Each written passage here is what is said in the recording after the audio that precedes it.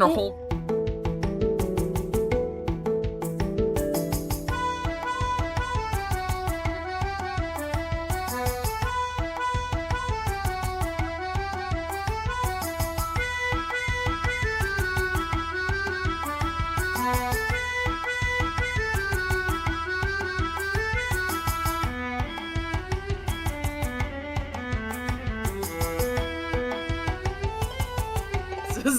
Hello, everybody, and welcome back to the creations of Gildmoor. How's everybody doing?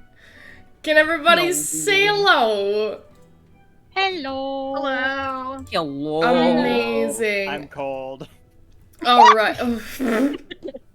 Well, Someone had to say it. well, we are starting another session today, so I'll jump into the recap of what happened last time. Because last time was pretty interesting. Okay. So, last time, you guys were at Shore Whisper Tower. You were seeing Mateo at Shore Whisper Tower, the surfer dude, wizard guy who gave you guys a task, which was to basically go to Clanshire on his behalf and figure out why the well in Clanshire is essentially down, not working. And in exchange for that, not only would he shunt you halfway across the world to wherever you would like to be, and speed up some of your time that you've lost from the original shunting at the theater, in exchange, you will also get one of his magical items from the shop, or 800 gold pieces. So, you all began your journey. Clanshire in itself is set along a very dry, like tundra-y style desert. It's not super sandy, but it is barren, and it is hot. So you guys headed through that day and didn't come into any big problems, but you did see something that caught your eye and attention, and that was a mysterious obelisk that was buried in the sand. A lot of you were drawn to it, specifically Mirabelle, with a strange pull, and as you all approached it, Mirabelle went first, and you realized it was some kind of obelisk to a long-gone deity of some kind. But also that the obelisk would let you ask it a question. So some of you took this opportunity to do so, mainly Mirabelle, Aurora, and Rhett. And each of you got an answer to a question that had been burning at the back of your mind. Mirabelle about having a vision of when she was part of her old adventuring party and getting a better recollection of what happened after she had been killed. Aurora, who had asked about who she was and taken to a strange hallway and shunted on some kind of celestial ride where she lost bits of her memory as an agent for the Vabriel, which, you're not exactly sure what that is, but you're starting to get better pieces put together of that. And Rhett, you asked a very interesting question that ended up leading you back to when you were in the ground and clawing your way back out, and the deal that you had made with Bounty in exchange for protection from the Mad Prophet. But you also learned that perhaps Bounty isn't exactly who you thought he was, and you had actually been making a deal with another god, this one being the Nihilist. Each of you chose time as your payment, and while you don't know exactly how much time you lost, it does feel like you are a little older coming out of it, and the obelisk disappeared. So, yeah, pretty spooky encounter, but nevertheless, you continued onward towards Clanshire and your next set of goals, processing what you had learned. And you ended up in Clanshire, a very, very desolate little town with fading crops overtaken by the Conclave in a proxy war against the Drip. You see barricades set up in the streets, very sullen and dry demeanor from most of the civilians. And you headed to a cantina, which would be your the Cantina del Encanto, which is your space of respite for the moment, and also your first interaction with civilians. You met a dancer named Rosa, who warned you that the fountain had been claimed by the Drip. You also met a older orcish man who seemed to just kind of be chilling in the tavern at all times. And you also saw a individual leaving the tavern who you were later told is somebody named Alex. You all are now in this tavern. Contemplating your next moves, heading out into the city to explore on your own for the first time. What would you all like to do? I'm gonna work on my guns. Nev looks around at the rest of everyone. Trying to remember the last ending of the Is it- session. uh, It was so yeah, we were long. told to. I think we were told to find Alex to try to get a start on getting the well fixed. Right? Yeah, Something to that yeah. effect. that's right. That's right. We'll go do that. Okay, so you are specifically looking for Alex. Yep. Based on where they told us Alex would be. Okay. You were told that Alex would be. Let me just get this right. I think it was at their post, not at the guard. They wouldn't go to the guard. This would have been the Plaza de Sol. So market stalls. You head back to the central square, which is called the Plaza de Sol, which is market stalls with these red tiles and these Moorish arches. The vibrantness of this once beautiful market, you can tell, has faded a little bit. The goods are a little more sparse. The traders are selling with a little less enthusiasm. But you do see scattered amongst a small band of operators that are kind of like watching over the town pretty half-heartedly. You do remember seeing Alex on her way out. So you start to kind of look around. You see two operators. There's a gnomish gentleman and what looks to be a tiefling like woman who's kind of wearing the operating gear and kind of like standing, keeping watch over the market. So you kind of like turn your eyes away from that and you keep looking. You look around and you see a small, most to be like almost vertical set of like townhouses, almost like brownstones, but they're really pretty. They're painted very bright, vibrant colors. There's a red one, a yellow one, and a blue one, and they're kind of like pressed against a space. There is wilted flowers outside from the banisters and the wrought iron and kind of like red tiled roofs that have kind of taken a bit of a hit in light of the recent events. But you gather at a time of peace, this would be a very beautiful square, and these would be very, very nice houses. Standing outside, kind of like hovering near the door, you see a man in his mid-40s. He has raven black hair that is streaked with premature gray, kind of like along the sides and coming down. And it looks to be, no helmet, but he is wearing an operator uniform, military attire adorned with various campaign ribbons, but they almost seem too heavy for him because he's kind of got this stoop in his shoulders. You also see that he has some kind of really long, like, pole arm on his back, but you can't make out the details from it this far away. He's not too tall, not too short, very, very dark tan skin, but, clean shaven, but kind of stubble kind of coming through.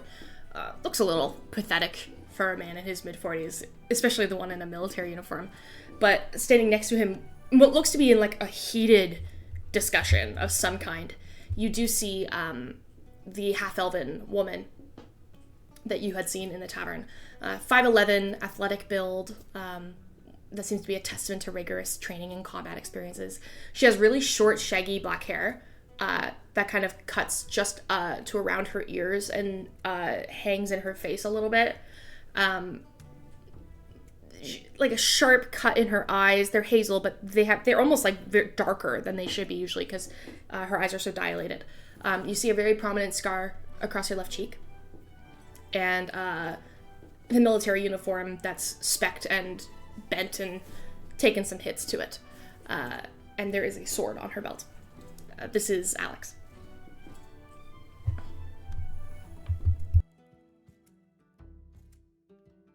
Can we tell what this heated conversation is about?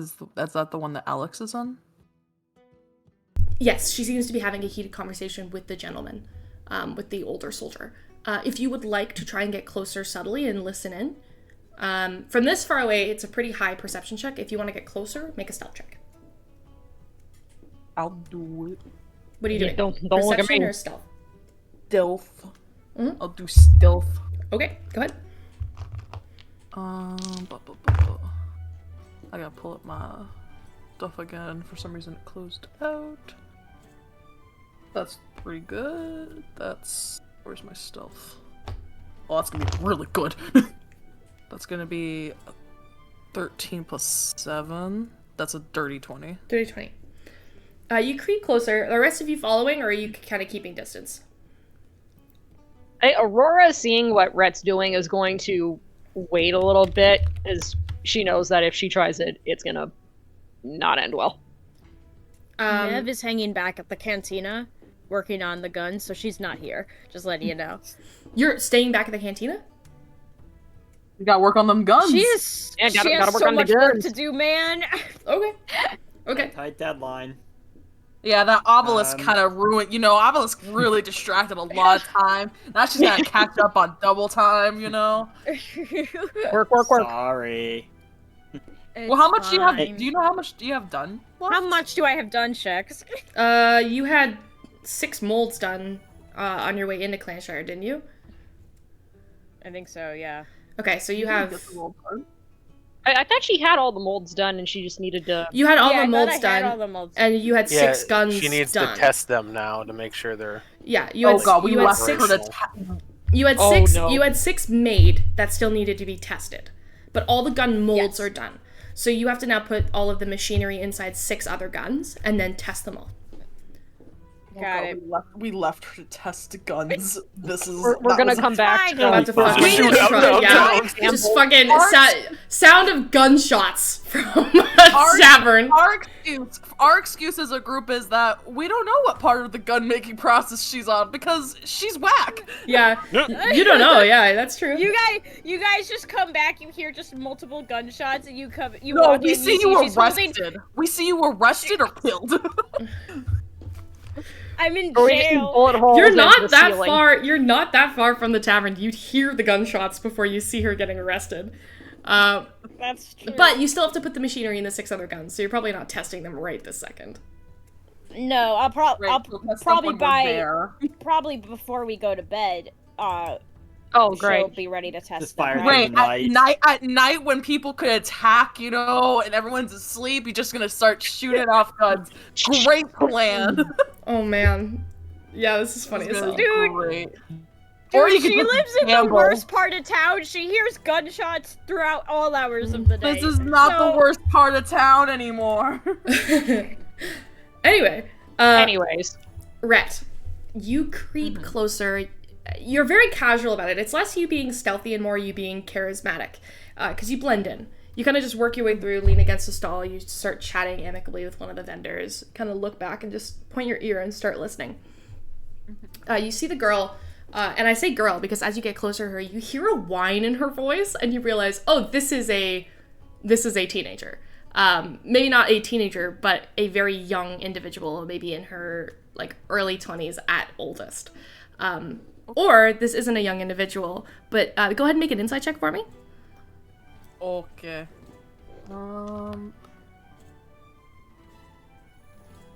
A 23. 23.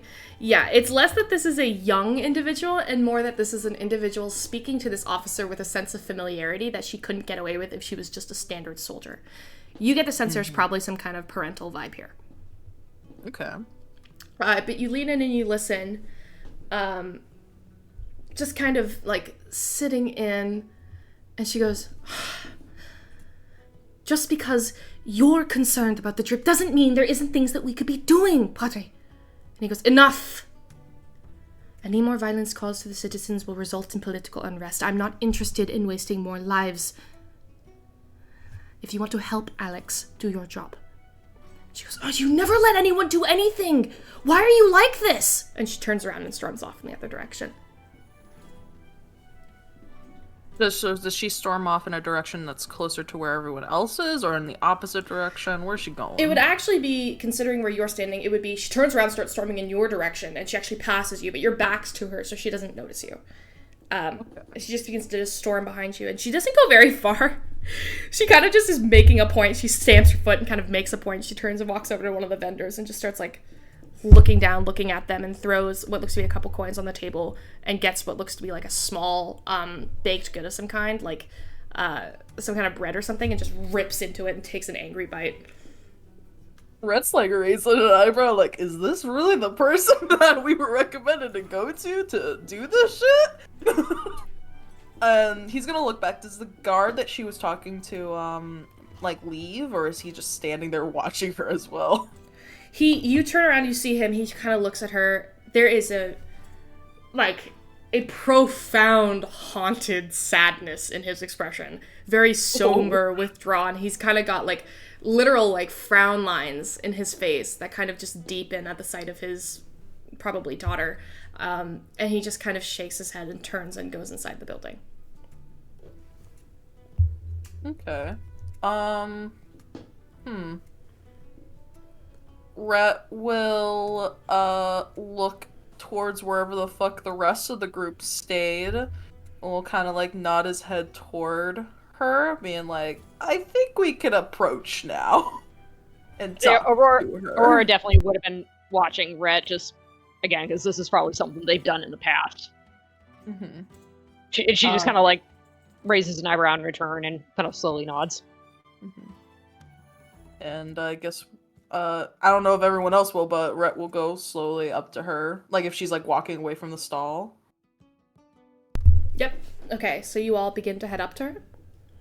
Yeah, Aurora will kind of fall in step behind Rhett. Mm-hmm. She sees the group of you approaching. Again, you are not a conspicuous-looking group. You look quite out of place here, and she kind of, as she sees you approaching, kind of clears her throat, puts the bread down on the merchant table, and kind of straightens up and puts a hand on her, like, over her hilt, and goes,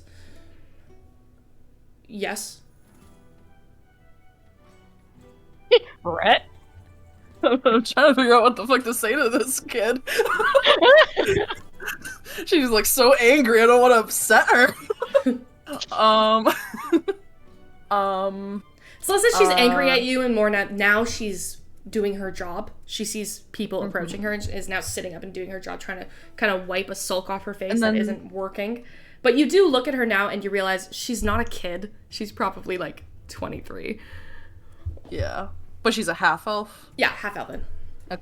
Okay. And what was the tiefling's name we talked to that recommended Rosa. Rosa, that's right. You must be Al? Yes, Rosa mentioned you. Rosa. Mm-hmm. Alright, that can't be anything but trouble then. Yes, I'm, well, Private Alejandro Ramirez, at your service. What can I do for you? Well, Private. I see that you had a bit of a difficult discussion over there. We might have the same goals in mind, from what we talked to with Rosa about. Make a persuasion check. Okay. You just basically admitted to overhearing her conversation. Yeah. So just make a persuasion check. It was loud. They were just like arguing. What do you expect in a marketplace? It wasn't necessarily loud. It was just pouty. Well, she made a stomping past him. You know what I mean? Yeah. Go of it. That is pretty high. That's math. 22. 22.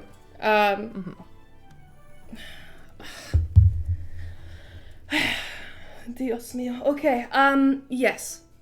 Sure. Let's say I humor this conversation for a moment from outsiders. Who are you? The name's Rutgala. And holds out hand. She, like, reaches out and takes it. It's a very, very tight grip. Very formal as well. He'll nod respectfully and formally. He's like, obviously charismatic, but he is treating her with respect, also calling her private, you know, like by the title. Oh yeah. Mm-hmm. Now that he knows like the exact title. And then he'll like nod towards the group, and this is my group here. It's up to everyone if you introduce yourselves, but he'll introduce you all. Yeah, Aurora goes, hello, my name is Aurora. I think everyone makes an introduction. So you go through your introductions, she kind of just nods and goes, well met. Okay. Maybe there's somewhere where we don't discuss in the middle of a marketplace. Well, I don't think anywhere is safe anymore.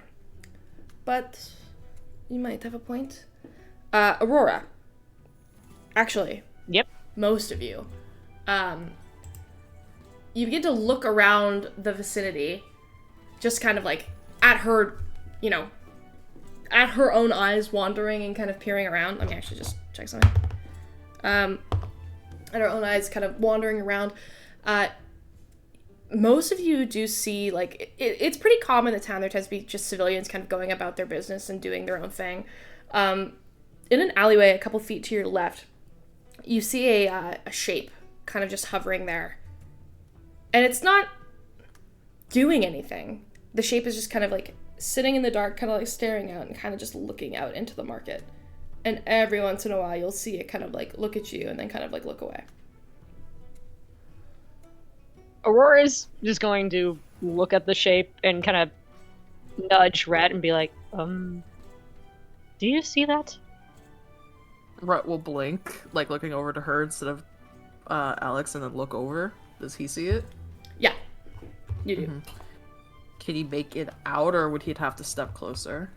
Right now, it just looks to be like a hooded individual kind of leaning against the wall. Aurora's gonna walk over to it. Oh, shit, okay. Rhett will be like, yo! He was like he was in the middle of like, well, there might be slightly safer. What are you doing? Yeah. So in the middle of this conversation, Aurora just walks away, and it kind of like startles Private, who kind of like looks at you and kind of like just starts looking like, what's going on? Aurora, I think she might have noticed something a little suspicious. Aurora? Right, how about this? I'm gonna go back to the cantina. I need a drink. Find me there whenever you want to talk about whatever it is you want to talk about. And sounds like a plan, Private. Perfect. Now, stay out of trouble, please. We try our best. Alright. And she just kind of turns and walks away. And looks over at Aurora. Aurora, what the fuck? Shiny object! Shiny object! You called the shady person a shiny object! Yeah. The shady individual looking at you out of the corner of the alley. Can't wait for it to be old Shambler. Come on. Wrong, it's the Spider Dane. Yeah, it is the Spider Dane. She's back! Dun dun dun. So you all begin to...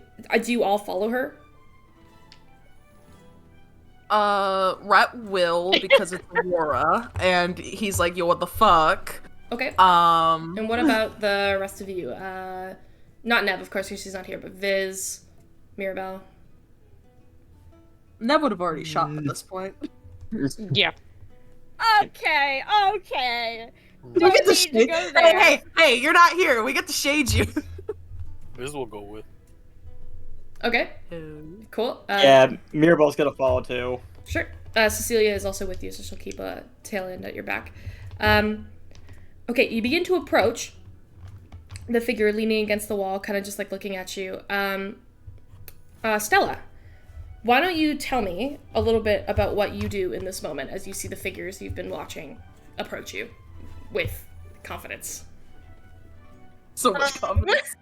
I would say Aurora's doing it with confidence. She's just like, okay, what's going on? Okay, brazenly.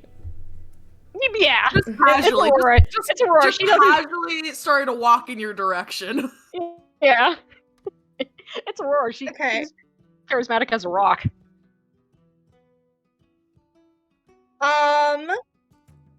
Well, quite honestly, I think that my reaction is immediate panic impulse, the first thing I ever do, I'm gonna bust out the hidden step fearbulk power and just immediately, like, panic response, turn invisible, and try to bolt. Okay, you guys watch the figure disappear. Oh. Aurora stops. Well, I was not expecting that. I guess we're that intimidating. Does he hear? Maybe, like, because they were stepping closer, does he maybe hear? Yeah, do either of us hear anything? Like, even though they're invisible? Go ahead and make perception checks. Stella, make your stealth check with advantage, please. Okay. I couldn't resist, I'm sorry.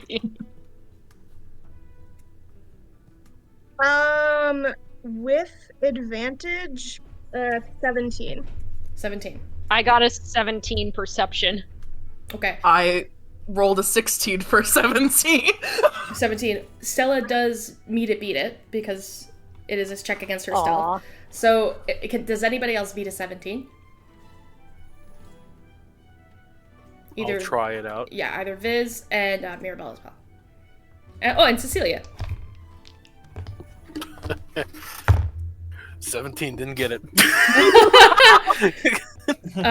4 Perception, 17 so right? far. Yeah, perception. Cecilia also rolled a 17. Oh God!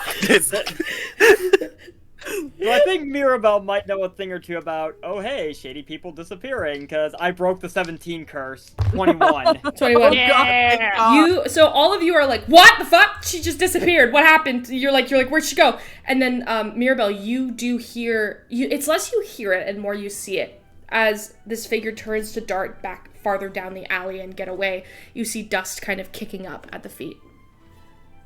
So you know which direction they're going in.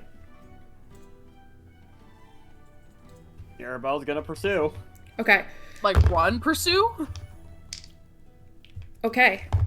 We're giving off a great first impression here. Okay. Great first impression. So you turn and mean, you start hey. sprinting after them. Are you all following?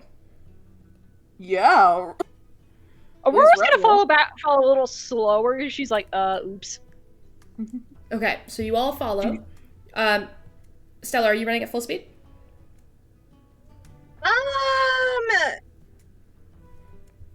Oh god. Yes. Okay. That means This is an amazing introduction of D&D for Stella. well, 10 out of 10. that means this becomes a chase scene. Oh no. Oh no, God. it triggered the chase scene. This is a chase scene. I mean to be fair, a shadowy figure is watching us. Aurora approaches. That's a different issue. And then they just disappear? Yeah, a little weird. that means I need all of you to roll initiative. Great. Oh boy. Stella, reroll a new character. Oh, 25. I mean, Oh my gosh. 21. shady figure disappears and tries to run. That, from where Mirabelle comes from, that seems a little suspicious. That's worth That's a pursuing. threat. That's a threat. Dirty 20. Okay, chase scene. Here we go. All Okay, right. also I got 5. 5. Poor- Great. Poor Stella. Oh, no. Stella. Oh, I'm sorry. I didn't mean to. All right. Hang on. So just I mean, I am the one that chose to turn invisible and run away. Okay. Hold on here. Oh, it's gonna be like I'm never playing. Holy D&D with these people crap! Why does Cecilia have such a high initiative? What the fuck? If you roll another Does she have alert? Does she have alert? What? No? I know she. She's keen mind. Oh. Her dexterity is +1. Why does she have a +5 to initiative? Damn. Is it a feature? What the hell? Does anybody know why she has a +5 to initiative? Holy shit. Allie's just been secretly adding stuff. Yeah, over she's just time. been making it her own thing. I thought keen mind is what gives you that, or is it more No, like Alert keen gives you that. keen mind, Oh no, alert gives you an insane boost for your initiative, but because I know she has that as Ophelia. She has temporal awareness as a chronology wizard, which gives her intelligence modifier added to her initiative. Okay. Oh. There we go. Okay, I was like, There we Jesus go. Christ. So she has a 19 to her initiative. So, Rhett, what did you get? A dirty 20. Okay, so 25 to 20. Anyone else get in that range? I got 21. Okay. 25. 25. Oh, Jesus. So it's Viz, Aurora, Rhett, Cecilia, I think, unless anyone can beat a 19. I did not. 20 to I 15? think I'm the only. I got 16 for 16. initiative. She's gonna be Mirabelle next. And then what did you get?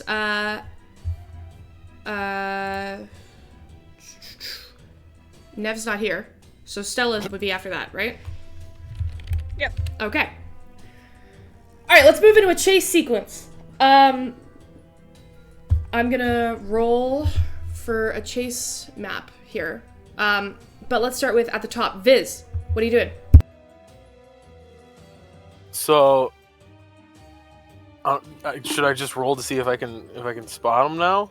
So how a chase scene works is you can use your full movement and action to dash and keep up, or you could use your movement to run and then use your action to try and do something else, but you do fall a little bit behind. I do give one free check at the beginning of every chase scene. Okay. I'd like to see if I can spot.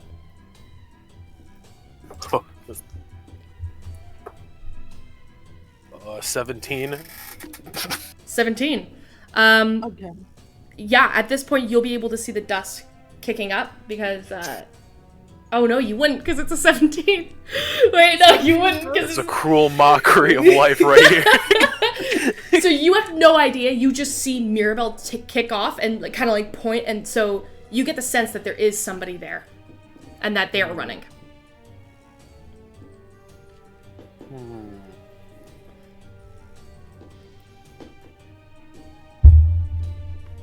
Well, I just wanted to read.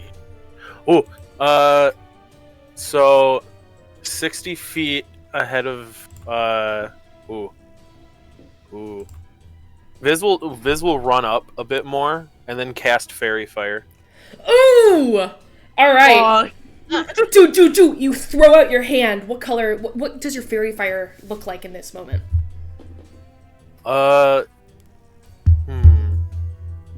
It's like, I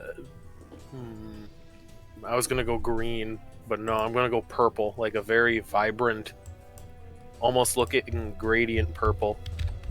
Ooh, okay. So you throw out your hands, and there's this powerful light that just kind of throws out of your hands and begins to swirl like little magical lights ahead of you, faster and faster and faster. Stella, you watch as around you, your character, this light begins to move from your feet upwards, and then all of a sudden around the outline of your body, all around your hands and your arms, and you glow purple, and you realize that they can see your shape. And they are pursuing you quickly. So you're no longer fully invisible as you are sprinting, and they can see the outline of your form. Viz. Whoa. Okay. Should I, at this point, describe like the outline? No, because it's not a physical outline. It basically looks like a shadow that's illuminated bright purple. Okay. So they can't actually see you yet. Got it. They just see the outline of your form. It's like a hole in the wall outline. Like, you know, when they would try to like put their body through, that's basically what you see. Okay. But you know that you're still invisible. They just know where your form is.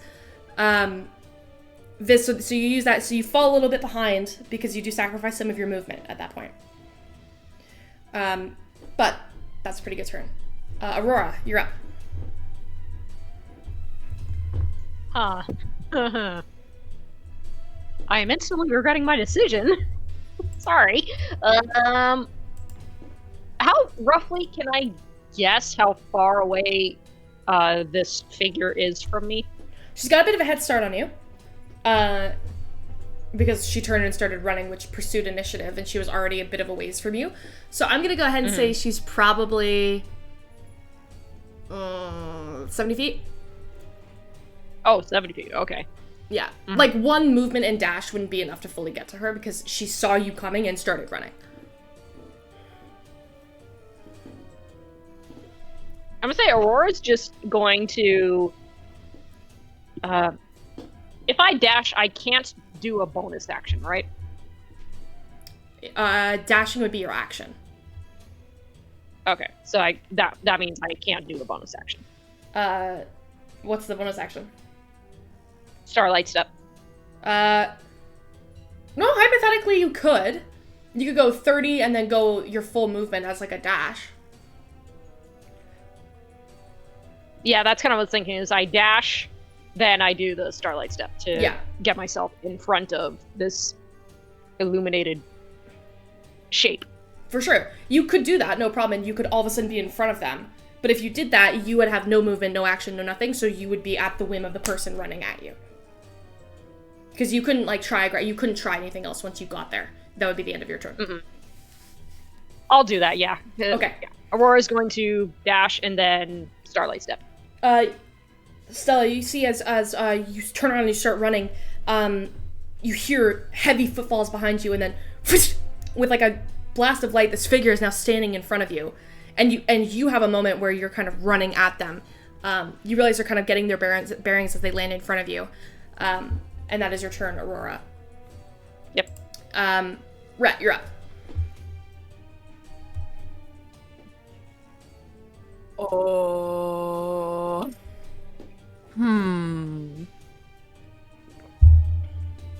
Let me see.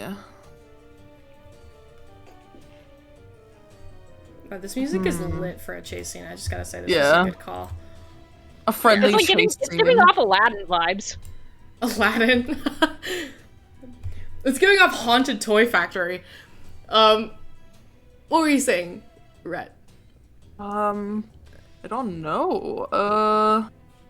What to do in this, other than possibly just do what Aurora's doing, but with my Misty Step.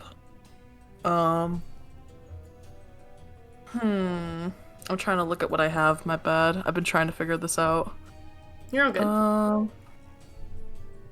Let me see. Technically, Cecilia and Mirabelle are right after, so if you need a minute, we can come back to you. Because it's just all of your friends in initiative order, and then it would be Stella's character. Mm-hmm. So if you want a minute to think, Mirabelle could possibly go. Sure, why not? I Okay. like that idea. Cecilia would... Oh, sorry, technically it's Cecilia after.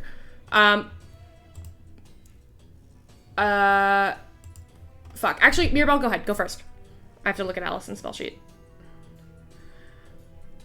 Okay, so since Mirabelle was the only one who kind of spotted them and took off first, is she still kind of 70 feet away from this person, or is she a little closer than everyone else is? You were all the same distance away because she saw you coming and turned and started running. The only difference is you were able to see dust kicking up as she ran away to know what direction she was going in. Got it. Okay. So I might have a couple ideas here. Benefits to being a rogue. First things first, I'm going to use my bonus action to dash because rogue. Because rogue. Go ahead. So that would be 60 feet of movement to close the gap. I think that puts me within 10 feet. 10 feet, yeah. Would Mirabelle speak closer because she saw her before? You were all anyone? you were all walking as a group. Okay, I thought we were all delayed. It's not that she saw. She got a. It's not that she saw the person running. It's that she, like, Stella's character took off running, and then as she took off running, Mirabelle saw the dust, and that's why we went in initiative order. Mm-hmm. Otherwise, you guys would have no idea where the fuck she was, and we wouldn't be in initiative at all. Yeah, that's why I asked first before I started saying anything. So, I guess now I need to ask about a little rogue item I've got sitting in my... Oh no, I probably have to pull out of my backpack first. I really did think for a second there you were going to be like, and now I'm going to throw my knife! Like, that's really where I thought that was going. I thought you were about to bring out the poison dagger. Tempting, but no. Alright. What item did you... Sorry, Stella. So one of the items I have in my pack is a bag of ball bearings. Ah! would I potentially be able to use my action to pull those out and throw some of them to try to trip up the figure? Absolutely. Aurora is also in front of you, so that would fuck her up as well. But you could totally do it. I'm in front of the figure. Yeah, if Mirabelle throws the ball bearings, that's around this figure and around you. It occupies a space. Yeah, you two are really close to each other. You guys are less than 5 feet from one another. Yeah, it says it covers a level square area that is 10 feet on one side. Oh, yeah. So you can throw it, but it will not. It will also be now spread all over Aurora's space as well. Might be worth the risk. I think she's gonna do it because I'm just picturing if this is all kind of happening like within like mere seconds of each other. Mirabelle's probably in the process of already throwing it by the time Aurora's maybe coming out of her Starlight Step, so very good it's logic. not till the ball bearings have already left her hand that she's like, oh, sorry, Aurora. Yeah. Alright, so you throw the ball bearings, and they begin to just like spread out all over the ground. Stella, you look down, you see these ball bearings, you see this giant woman in front of you. Aurora, you appear, and then immediately as you land on the ground from your Starlight Step, start like skidding a little bit on the ball bearings as you kind of like get yourself together here. Is that your turn, Mirabelle? We're gonna collide. Bonus action to dash, action to throw the ball bearings. Yeah, that should be everything she can do then. Alright. Red, are you ready, or would you like Cecilia to go first? I'll have Cecilia go first. I'm kind of having fun watching all this. Okay. Cecilia. I feel like Red would too. Cecilia. Oh, I love wizards. Cecilia sees this happening and immediately goes, nope, and pulls out her spell book and starts chanting and points at you, points at your character, Stella. I'm gonna need you to make a wisdom saving throw as you all hear the sound of echoing laughter begin to illuminate around you as she casts Tasha's Hideous Laughter.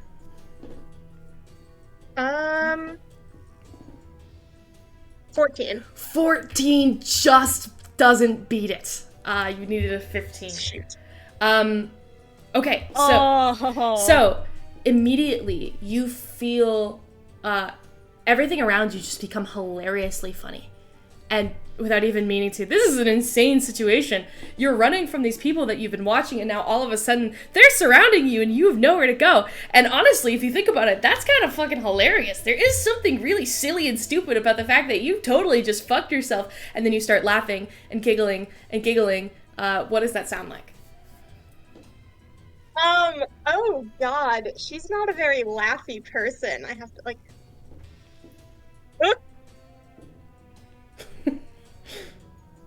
That's pretty good. Is that pick? Yeah. Choked. Just, yeah, it was pretty funny. Oh, here was that. Yeah.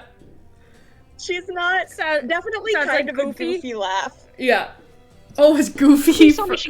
That's funny. I could just imagine her being so confused of why she's laughing and covering her own mouth, trying to. So you, Please tell me she snorts. So you immediately start laughing, and it's very goofy, and all of you are watching as she kind of like starts laughing. The laugh begins to pick up in your chest and reverberate, and it's so loud, it's so heavy, it's in your ears, it's in your mouth, and you fall prone. Okay. Right. Meanwhile, I'm getting face full of ball bearings. You fall prone on ball bearings, and your whole body just starts like skidding all over these. What I find funnier is if this character falls prone and Aurora just keeps going because she's still going on the ball bearing. No, I stopped right in front of her, so we're really like, funny. Okay. Rhett, it's your turn. Aurora. I'm sorry. I mean, I would hope that Rhett can catch up to her. Do I have to do a dash to do it too, or? She's 70 feet from you. Okay, so she's still 70 feet, but now she's not moving at all. Yeah. So I'll spend my action doing... Actually, wait, no, don't dash for an action. I'll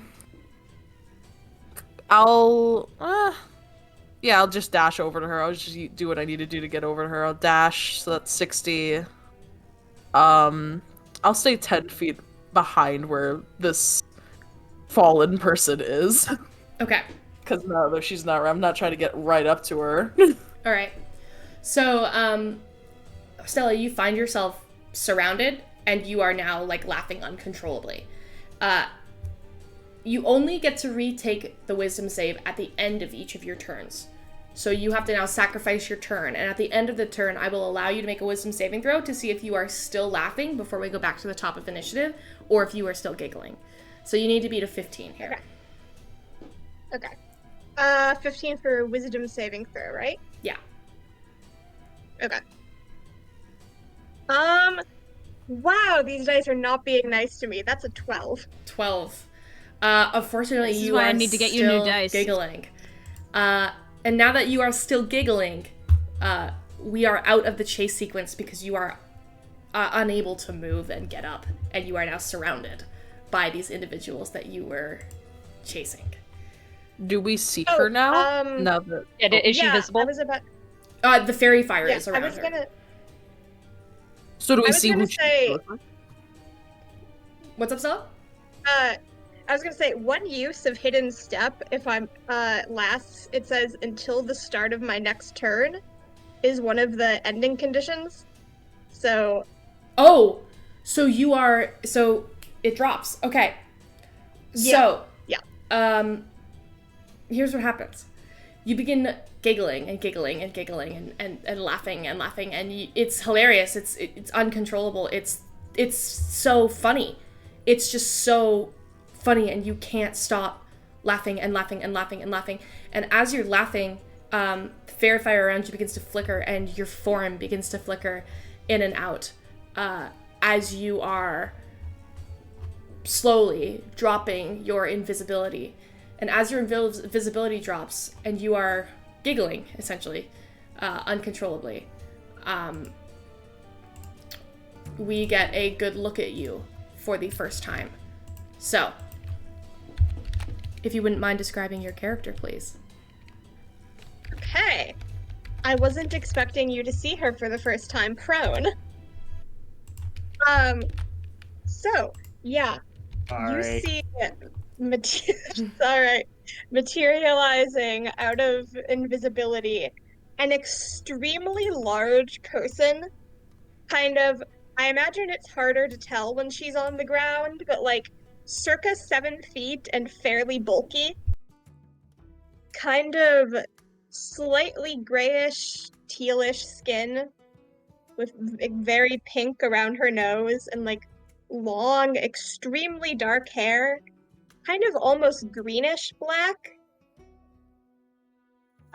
Wearing sort of what looks like a white coat, not like a heavy winter coat, but like a 50 degrees out and kind of brisk coat and some leather armor. Like fairly heavy looking winter boots and kind of a little, not shawl exactly, but kind of a shawl that only goes down to like just past her shoulders and has kind of like a line of beaded fringe around it.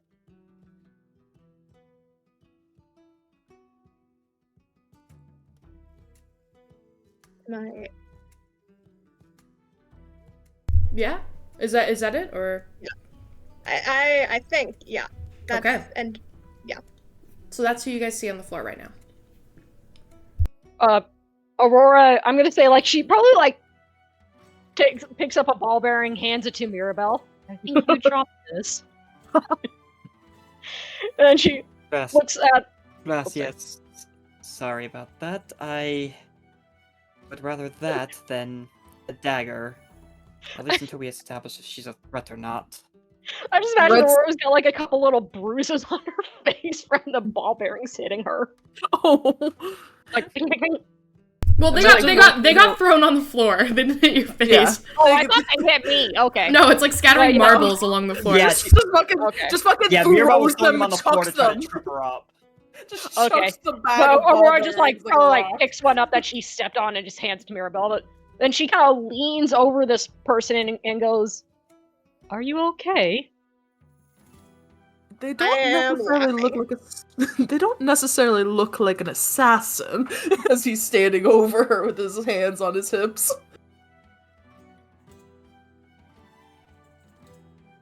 Go ahead and try and make another save, Stella. Okay.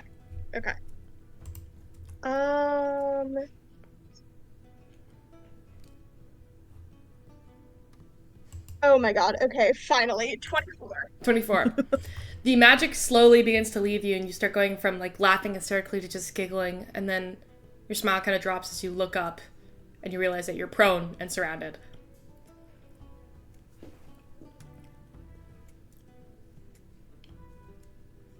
Okay, she is immediately, like, as she gets a hold of herself, like, looking at the situation, just, like, going to put her hands up and try to look non-threatening.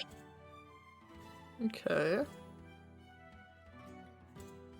Rut's gonna raise an eyebrow. So you want to explain why you were watching us? Whoever you are? I'll say Aurora offers her hand to this person to help them up. Okay. She will let herself be helped up before she talks. Which I'll say a couple other description things, just that, like, now that she's standing, is she's carrying, like, a large wooden staff with her. And also, now that she's no longer on the ground, you can see how her hair falls, just kind of completely unstyled. It's like the way that long hair looks if you, like, washed it and combed it and then just, like, pushed it out of your eyes and did not style it at all beyond that point. So there's kind of, like, strands randomly hanging down the middle of her face. Mm-hmm. Mm-hmm. So not exactly, like, grudge, but something kind of like that? Yeah, like, it's not in her eyes, more just, like, someone who cannot be bothered. Okay. And she's going to kind of... She looks a little bit deer in the headlights at being suddenly surrounded. Like, she clearly wasn't expecting to be found out. And she kind of, like, looks at Rhett, who asked the question, and says, I was looking for you. Great starts. Why? Oh, I will just say, by the way, Stella, Aurora is basically just as tall as your character, so it's like we're like eye level. Oh yeah, actually, I will say now that she's not on the ground, how tall is Aurora?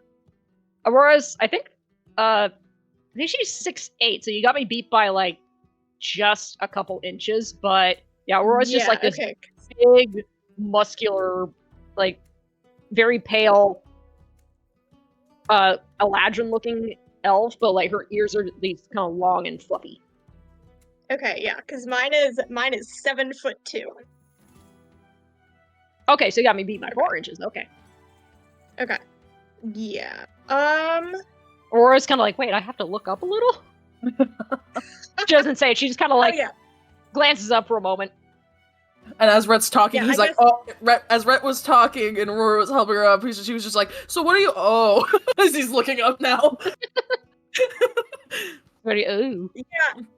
I guess if it wasn't obvious at this point, I will say that, like, for benefit of that she's a Firbolg, which, if you've met Firbolgs before, she's not particularly tall for a Firbolg, but... Mm-hmm. She's also not, a lot of you would know this, being in Gildmoor. There are two types of Firbolgs. There are the Firbolgs that are from some of, like, the softer, more timid forests in the south, which they have, like, almost like cow-like features, very, very, like saggy, floppy ears and like a cow-ish nose or a bullish nose. This is not that kind of Firbolg. This is the presence of a Firbolg from, like, the north, who look like giantkin rather than cow-like. Mm-hmm. Okay.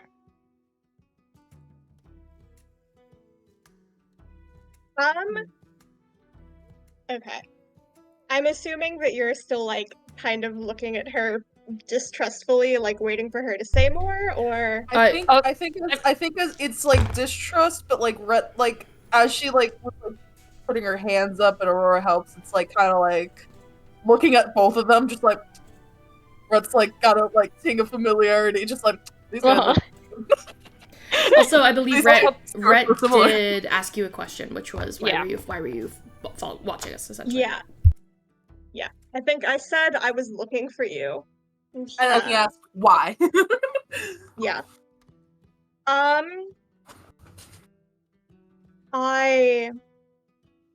God, doing character. It's been a minute since I've had to do a character voice.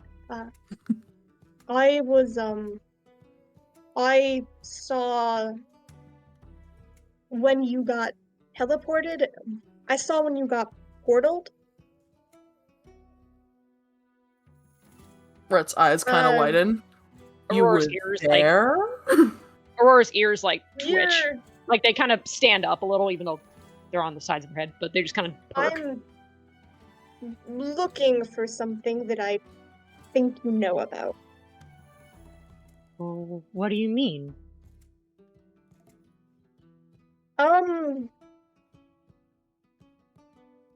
She's clearly not comfortable having this conversation. Aurora looks at Red and looks back at this person. Do you want us to go somewhere? Sorry for scaring you. By the way. Yes. Let's go somewhere. All right. I mean, I guess we could go back to the cantina. That might be a little quieter. Well then, let's go then. You guys get back to the cantina. It's not quieter. It's not quieter at all. Poor. Oh yeah. And on the way, and as we're going, let's introduce yourself. Since you seem to know us, unless you don't. I'm not sure what you know and don't know. I don't know your names. Well, I'm Glorb. Rhett pauses. And that's spelled how? She kind of like sighs just a little. She says, Glorb. Oh, so actually Glorb. Aurora looks at Red like, why do you find this funny? I just didn't expect that name for someone like yourself. I'm not sure. I apologize. My name's Rhett. How else would it be spelled? I don't know. I was just wondering. Pure curiosity, darling. He's got like a growing smile on his face, just thinking like this furball named Glorb. You'll have to explain how you got that name. Another time. Anyway. Just looks at Red like, really? He finds it very amusing. He's looking at Aurora and looking at her like, the same person. We just got two of them. Additionally, Viz, you're very, very used to Aurora being tall. This is like another level of tall. Like, this is... You barely come up to their knee. Viz is viscerally uncomfortable. He's like, this is... I'm surprised he's not flying. No, not yet. You give him a minute. Okay. So you all choose to head back to the tavern. Yes. And probably along the way we're giving poor Glorb our names. For sure. Aurora's like, I'm Aurora. Did not mean to startle you. Right. Thanks.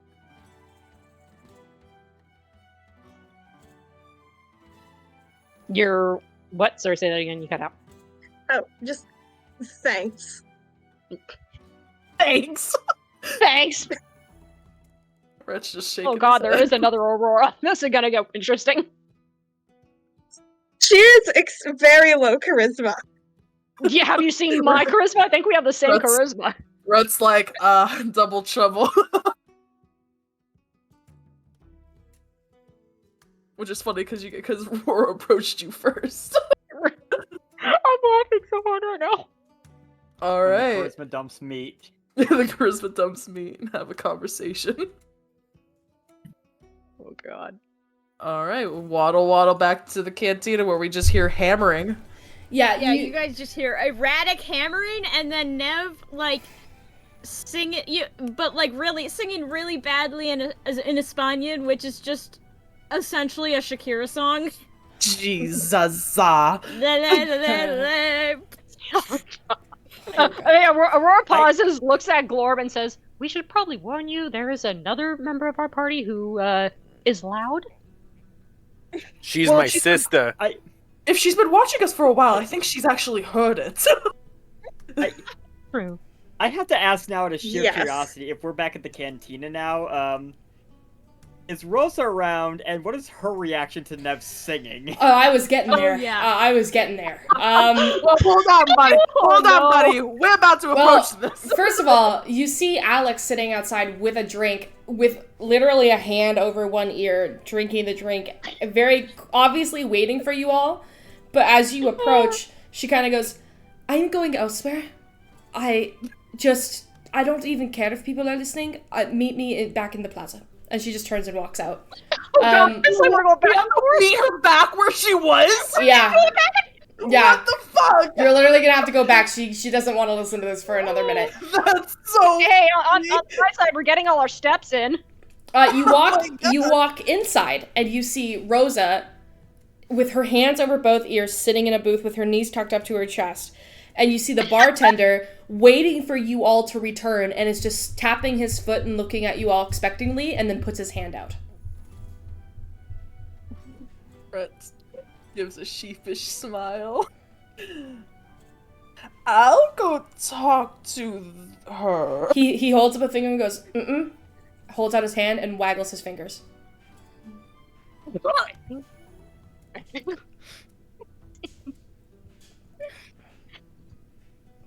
Yeah, he waggles his fingers. What did he say? He's asking for more money. He wants payment. He wants more money. Oh! This is a nuisance, yeah. Okay. Rep puts more money down. How much money do you give him? I'll give him, for this deal, let me see, how much do I have? I'll give him, how much was it for the rooms in total? It was like a couple I think silver. we paid for them. It was It like was a 5 couple silver a room for a night.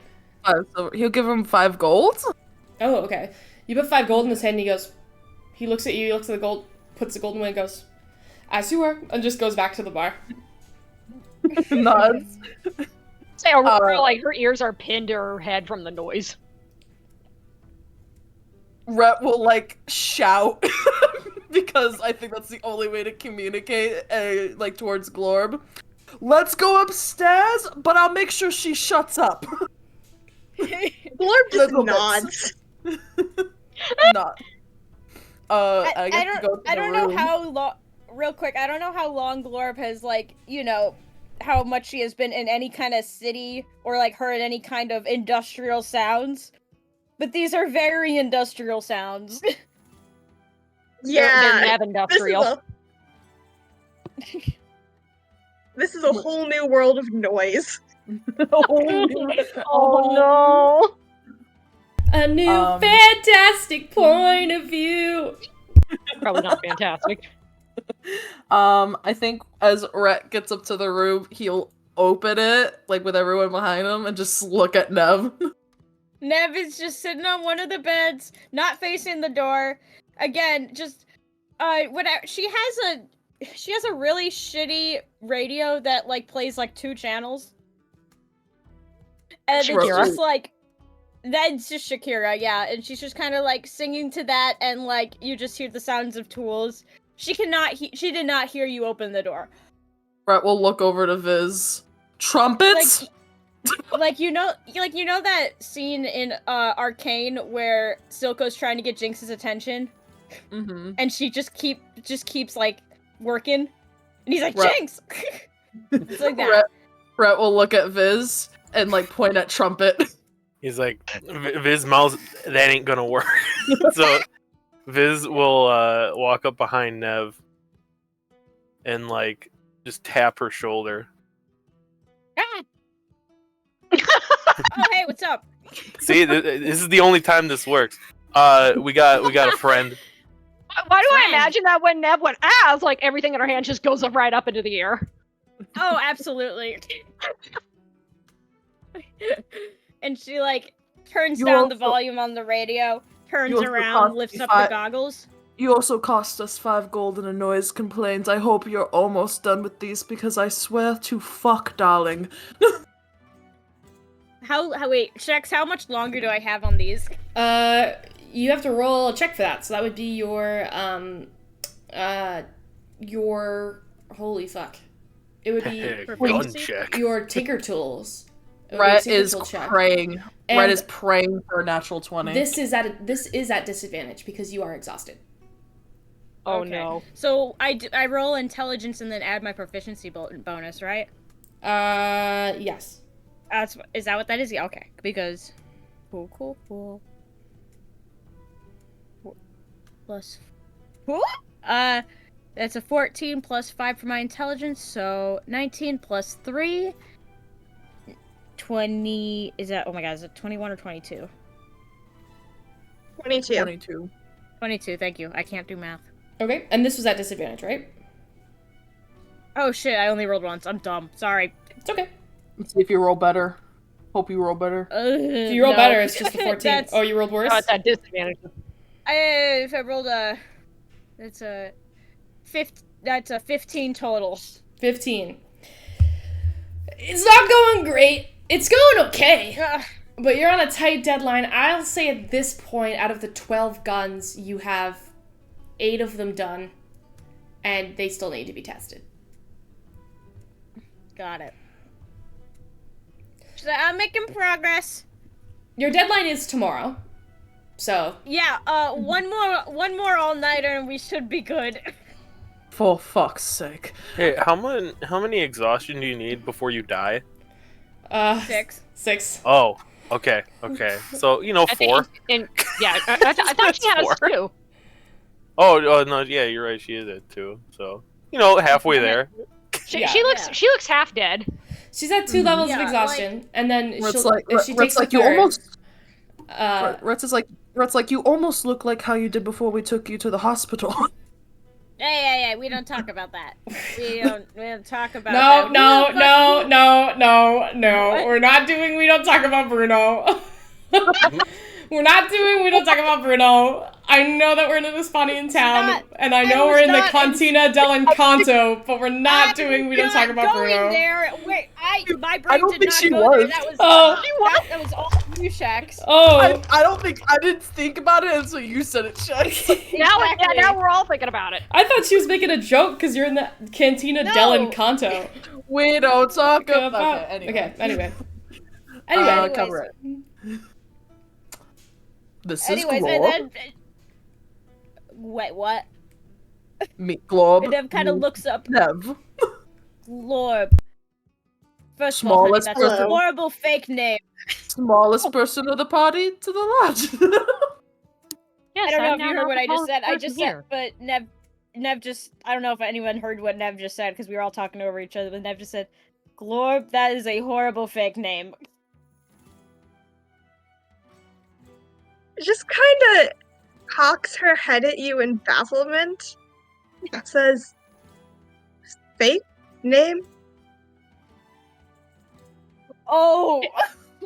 Ignore her. She hasn't slept for the past couple nights. I asked the spelling for a reason. Wait, like actually like Glorb? Like Glor... Nice to meet you. My name's Navanya. Like Nev kind of looks around the room of just the mess. I make guns. Night. You can definitely also tell she has not slept for the past 2 days. Right. Right? She's in pain. Do you think I'm lying? Excuse me?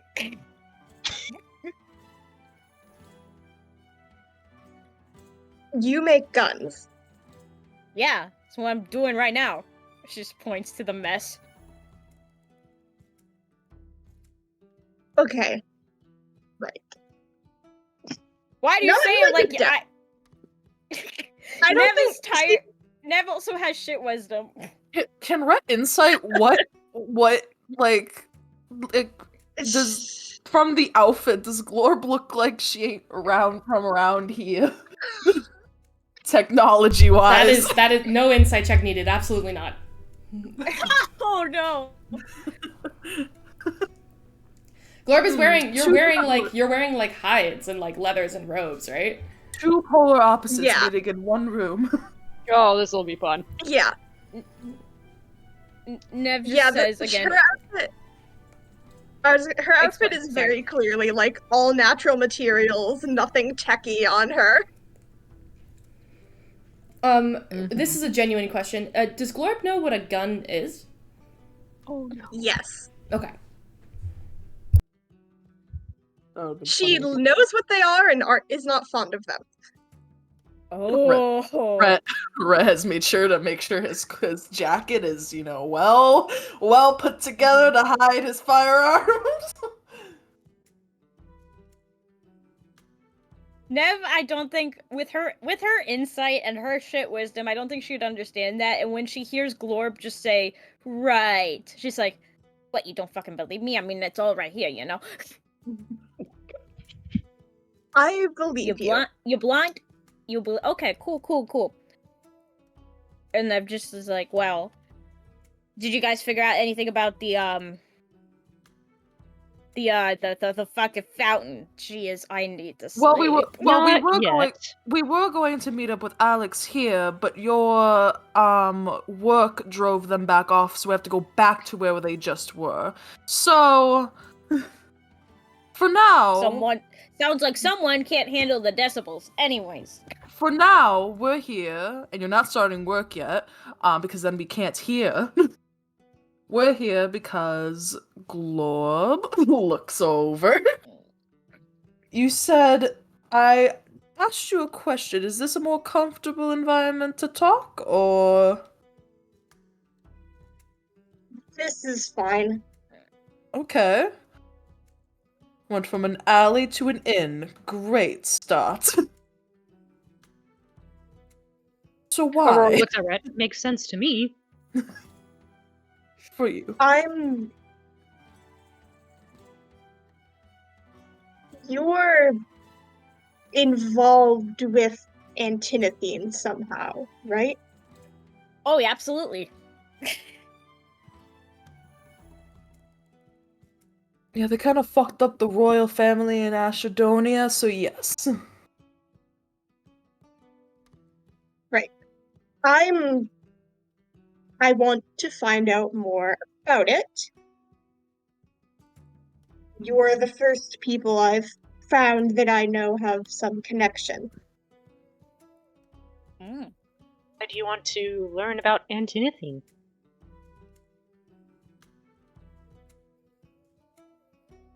Do I have to get into it? Well, it'd be nice, to have a little bit of context. I mean, we all kind of... Mm-hmm. I don't think you would use it for mass destruction, but you never know. I would like to use it for mass destruction. And you're not allowed. Anyway. Okay. As Glorb, can I do some kind of insight to figure out, like, are these people, as we're talking, like, pro or anti-Antinothene, like, what is their whole deal in relation thereto? Sure, go ahead and make an insight check. Okay. Inciting all of us. You did a whole spin at all of us. I'm okay. Oh god, 9. 9? Oh, it's hard to tell. They seem hesitant at the very least. Okay. She says, I don't plan to use it for anything. Insight. Go ahead. That is a 16? No, 16. 17. 17. Glorb, you can make either a persuasion or a deception check based on whether or not you are telling the truth with a DC 17. Okay.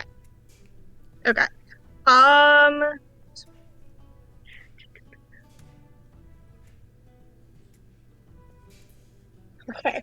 I got a 7 on my persuasion, but like Okay. Seems to be telling the truth, but is really bad at telling the truth. Rhett's used to this. Yeah. Rhett's too used to this. He nods understandably. Alright, I believe her. She sounds suspicious as fuck. What are you talking about? No, she's just like Aurora. I know this too well. Aurora just looks at Rhett. Excuse me? Rhett gives the cheekiest smile in the world. It's been a while since he's teased Aurora. Aurora just like blinks, just what her one eye just like blinks at him. Glorb is just looking at Aurora like baffled. Aurora then Not looks at like Glorb an and goes, offensive way, just in a no idea what's going on way. Aurora looks at Glorb and goes, I honestly don't know if that was an insult or not. It was Pete says this a lot, though. It was a loving tease. Mm-hmm. Alright. Yeah, like this, and then Nev goes and grabs Viz's nose. Ow! What?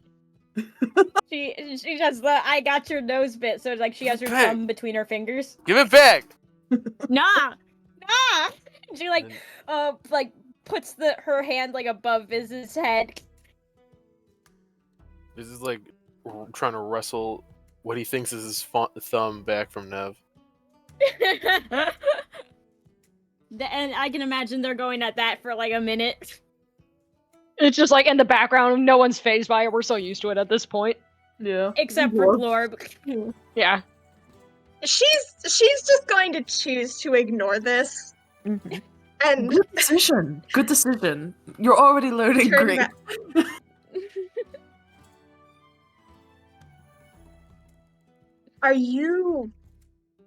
Are you also looking for Antinothene, or do you already know what it is and where it comes from? Well, we're trying to figure out its origin. We've picked up somewhat of a path, but yes and no.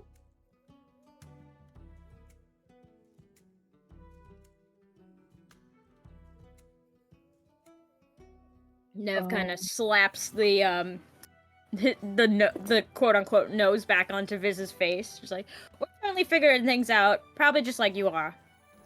Nev, you're probably better at explaining it, surprisingly. Oh, thank you. So what was the question again? What is it? And where does it come from? Well, more, do you already know that? Oh. Well, I mean, we know that it comes from space rock. And, it drains people's magic. If you didn't know, one of my buddies, back over in Westover, was getting a little too close to it, and now their magic is fucked. You're not girlfriend? We're not dating. Where'd you get that idea from? Right, I said you're not girlfriend. Yeah, you're not talking common. What are you talking about? Nev is just confused by your not, like... Anyways, damn, you really throwing me off. Antinothene. It also makes weird, creepy monsters, and Ned pulls out the funny picture Oh no. of her holding that Wendigo head. That's right. I God, forgot about you that. took that. It makes monsters? Oh yeah, and then Neb takes out this very blurry little picture. It's weird because it's not like a painting. It's like an actual like printed picture, which Glorb has probably not seen before. And it's like Nev holding up the head of this like antlered like creature, with this like goop, like its head is like decapitated, like in it, like there's blood like pouring down, and she's like holding it up like she's holding a fish.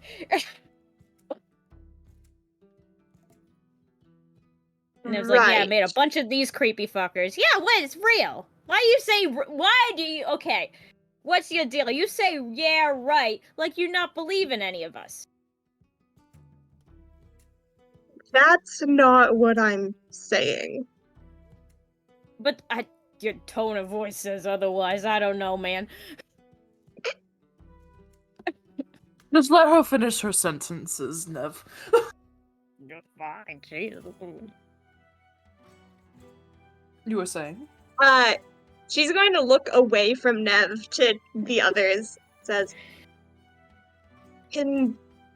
if we're both looking for more info on this,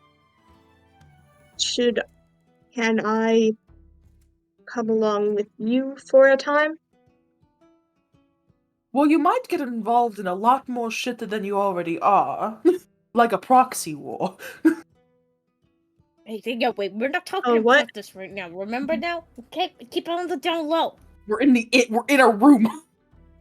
I know, but they have eyes everywhere. Uh-huh. I shouldn't even be working on these guns here. But yeah, you know, shouldn't be working on do. them. You shouldn't be working on them at all, or getting any of us involved in this because you're making them. But here we are. Money is money, business is business. Anyways, You're involved in a war? No, We're not involved in a war, okay? Me and my brother have. Oh my god, Rhett, I will shoot you. Rhett smiles. I will fucking shoot you. My brother and I have had a business for a while where, you know, we've had a few clients who might not like each other and might be, you know, kissing and smooching on the battlefield. And when I mean kissing and smooching, I mean killing and fighting. You see that Aurora was just about to ask what that means, but then lowers her hand. So yeah, I am not on either side. But you're choosing to make This guns. This is all local conflict? Unfortunately, in the area we're in, yes. But our goal is to get out of the boomerang and get, you know, back to safer ground. But strictly local, you're not selling guns internationally? Shex, how far do our clients reach? You don't know.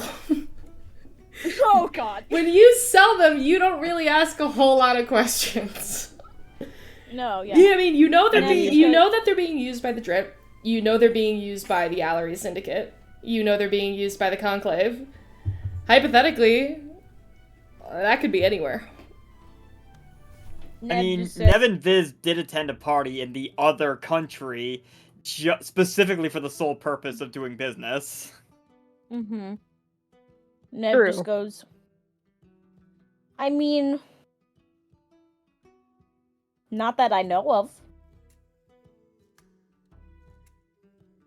Right. Yeah, I am right. And then she, turns her head and then, looks back at Nev and says, I'm not saying that because I don't believe you. Nev is getting pissed off. Glorb. Yes. Could you please make a... let's kind of check what this be. History, I think. Or just straight intelligence, if you would rather just do straight intelligence. I can roll a history. Okay, go ahead and roll a history check. Specifically as you are looking at the guns she's making. Okay. Oh no. 10. Oh. Okay. Never mind. Go as you were. They're just guns.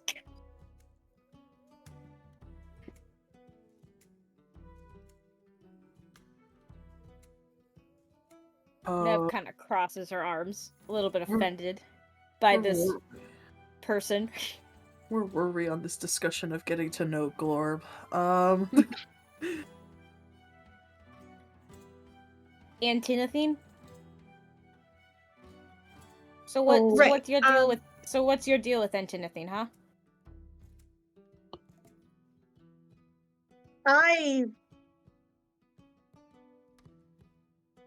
have encountered it and would like to not do so again. So I am.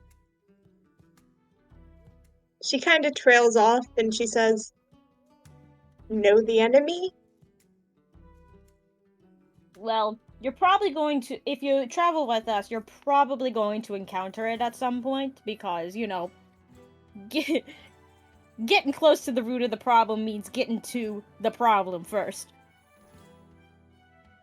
And So there's you kind quite of- a few enemies. You can see there's definitely a lot of mental math going on in her head as she's trying to decide what to say in this situation. She says, I would like to find a way to make sure that more of it doesn't end up where I'm from. That's what I mean by not encounter it again. If I personally have to deal with it in the meantime, that's fine. But I need to deal with it. So there's a surge of it somewhere where you're from? Where are you from?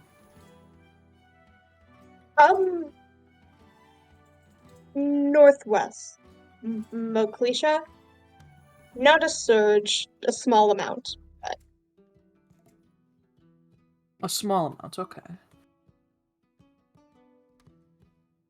you must know any amount means trouble. Mm-hmm. We would like it. We want to make sure that more doesn't end up where we are. And I'm guessing we is a... What does he know about where she's from? He was gonna say tribe, but I don't know if he knows. Moclissia. Go ahead and make a history check. Okay.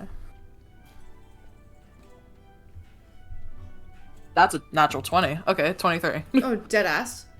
Yeah. I didn't mean to say it like that. Oh, yo, dead ass. Okay. Yo, no, the fucking Silver Bro shows up like dead ass. That was funny as shit. Dead ass. Dead ass. Like, holy shit, hold on a minute. Okay. Moclissia is a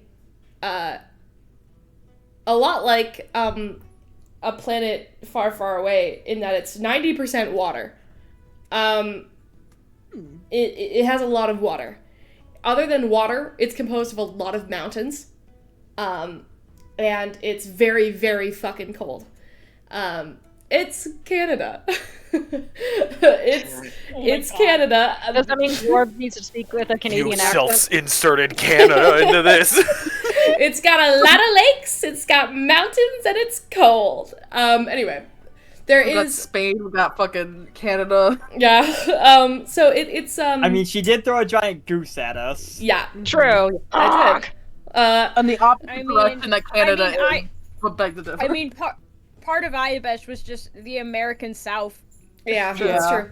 But anyway, Moclissia is known particularly in not having a whole lot of built-up civilization.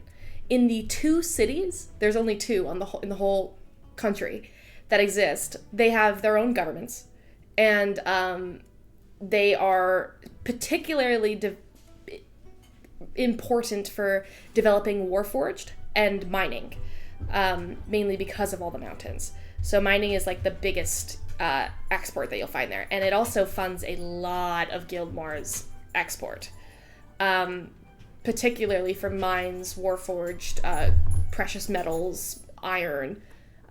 Almost all of it comes from Moclissia.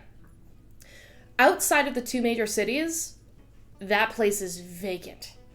There are like maybe small settlements or like bastions that are kind of dispersed throughout there.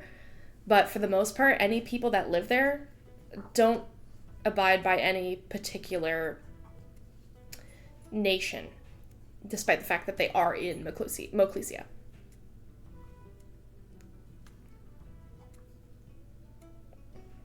Okay, so based on what she said, tribe would fit maybe, or like village, or like... Tribe, clan, village, it could even be like just like a colony. You rolled a natural 20, so you know that historically one of the members of the Call of the Gods, which were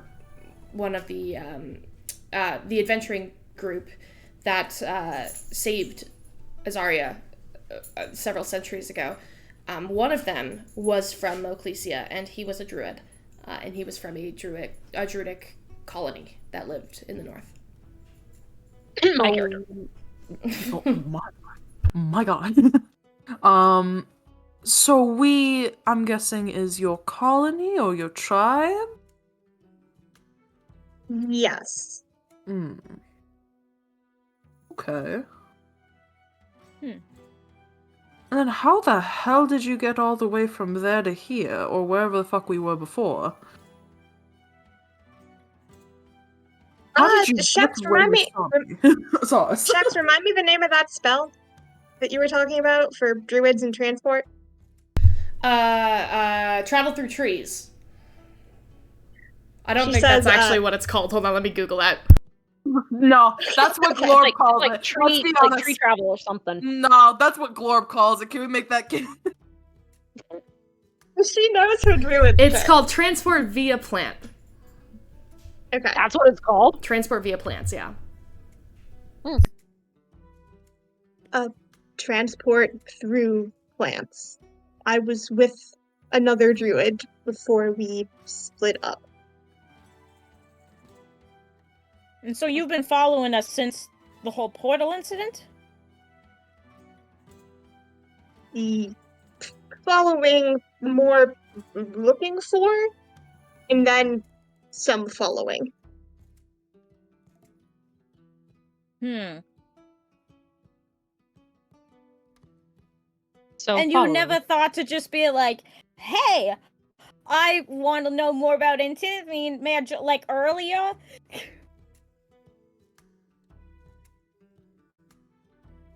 I don't want to be rude, but I wasn't sure that would be safe or wise. That is fair. Understandable. Okay. Well, I mean, as long as you are okay with getting into a little bit of trouble, if you want to learn And more, destruction. then some destruction. Then I'd say you're free to tag along as long as everyone else is okay with that. I see no problem. Aurora shrugs. Cecilia just squints, but shrugs her shoulders. I would assume you're equipped to fight. Yes. Okay. Is anybody here proficient in religion? Cecilia is, I think. Is Cecilia? I am. You are. Oh fuck! Yeah, I Cecilia think is Cecilia proficient is. in religion. Okay, I'll roll for her and then. Do you want me to roll or? No, I'll roll for her. But you roll, yeah, you roll. I'll tell her this later. Yeah, She I'm can not. bring it up next I'm not session. proficient. Oh. But Yeah, I do have a high modifier.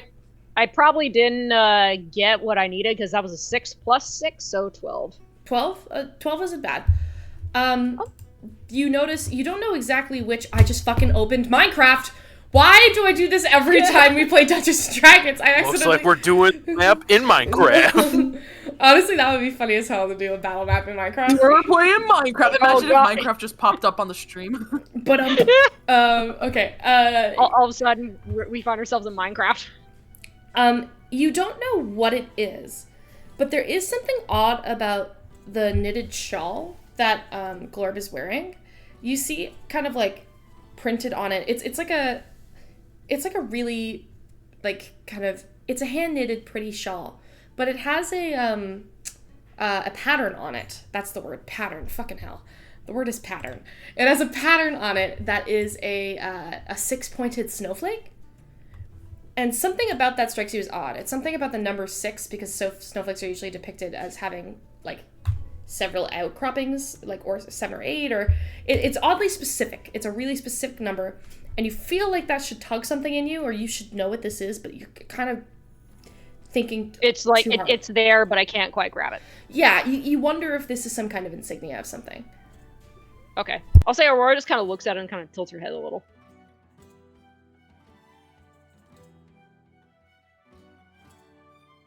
Okay. Are you gonna have Cecilia do her check, or? Nope. I'll have her make that before the end of next session. I'm not gonna do. Okay. I'm not gonna do role plays Aurora, and stuff. Cecilia's just chilling. Aurora kind of tilts her head, looks at Glorb, and goes, "Pardon me for asking, but what does that represent?" And she points to the snowflake.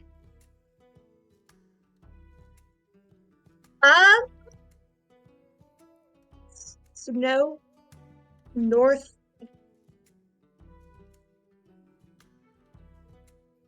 Can I insight?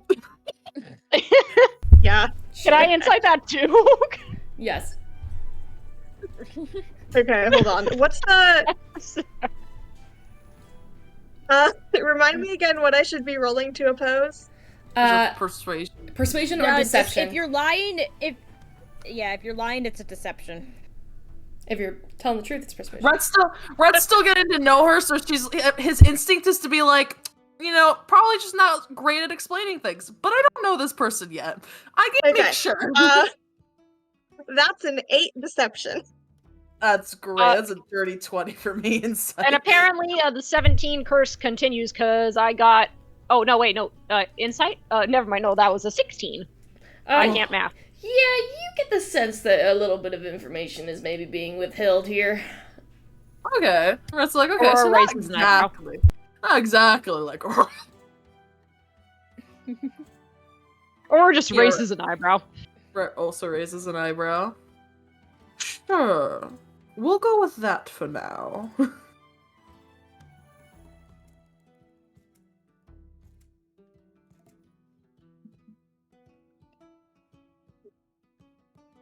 I was just choosing not to acknowledge that.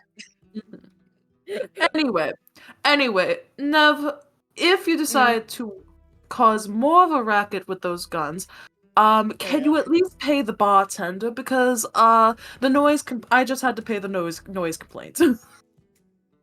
Fine, I'll play the next one. Or just be slightly quieter, but I don't think that's possible with you. No. Perhaps I need to get I need to get into the zone to do my best work. And if I'm not in my zone, I'm thrown off, alright? I'm used to doing this at home, but now I'm on the road and it's fucking chaotic, alright. Yeah, you shouldn't have done it on the road, realistically, but... And then maybe you shouldn't have opened your mouth, okay? More like you shouldn't have opened your mouth, anyway. Perhaps we should go back to finding the person who we were meant to speak to. Yes, the person that Nev chased away, yes. Anyway. I did not chase them away, they just couldn't handle the noise. Anyways, shall we? Yes. Go up. Damn, you're all attacking me, alright. And then Nev just turns the radio back up to full blast. Aurora's ears instantly are pinned to her head, and she's like, and she just shouts, "Let's leave." Yeah. Waddle waddle. Waddle waddle. Nev, as you guys are leaving, Nev looks like she's not in a great mood. She's tired. She has this deadline coming up. And yeah, it's just she's not having a great time. Now, as Rhett is leaving, I will say, like, as we're all leaving, unless Glorb, you want to do anything, I just want to make sure. Nah.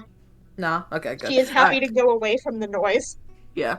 As we're leaving, Nev is causing a lot of noise. That means, like, a lot of attention, because we heard it even from outside, right? Oh, yeah. Yeah. On the way back towards where we're, like, on the way out of the room towards Alex, can Rhett, like, look around to see is anyone as suspicious as Glorb was watching them, but maybe with more ill intent because of all the noise? Go ahead and make a perception check. Okay. Actually, this would be insight because everybody is respectfully looking at the insane noise coming out of this building. Yeah. You're more engaging ill intent here. Okay. Good. Please be good. That's pretty okay. That was a 16 plus, so dirty 20. Dirty 20. Not at the moment. There is, if anything, curiosity. You see like parents and kids like kind of moving about, like quickly going from home to home and kind of like looking up at the noise, and some of them tilting their heads. You do see a couple operators kind of walk by, look at it, kind of just like make a note, and then keep walking. Okay, but Neva's currently not attracting too much of the operators' attention for them to care enough. You maybe wonder if this will be a problem later. Most likely, but I guess that's what Rhett's like trying. Like he's trying to make sure that when they leave, someone's not going to go in because she's alone. That's basically what he's checking. What is happening right now is people are thinking that there are repairs going on right now. Mm-hmm. If this persists, you might get some more avid curiosity. Okay, and what time of day is it? And how long has this been going on, technically? It's about late afternoon now. And it's probably been going on 2 hours. 2 hours. Okay. Okay, late after around 2 hours. Okay. Rhett will continue to keep this kind of eye out as they're walking and just checking around. I'll say Nev is trying to get these last 4 guns done before they have to go to bed tonight. Oh, you're gonna try... Really wants... Yes, she wants to fucking sleep. And then she'll, like, test them all in the morning. Okay. In that case, I'm gonna need you to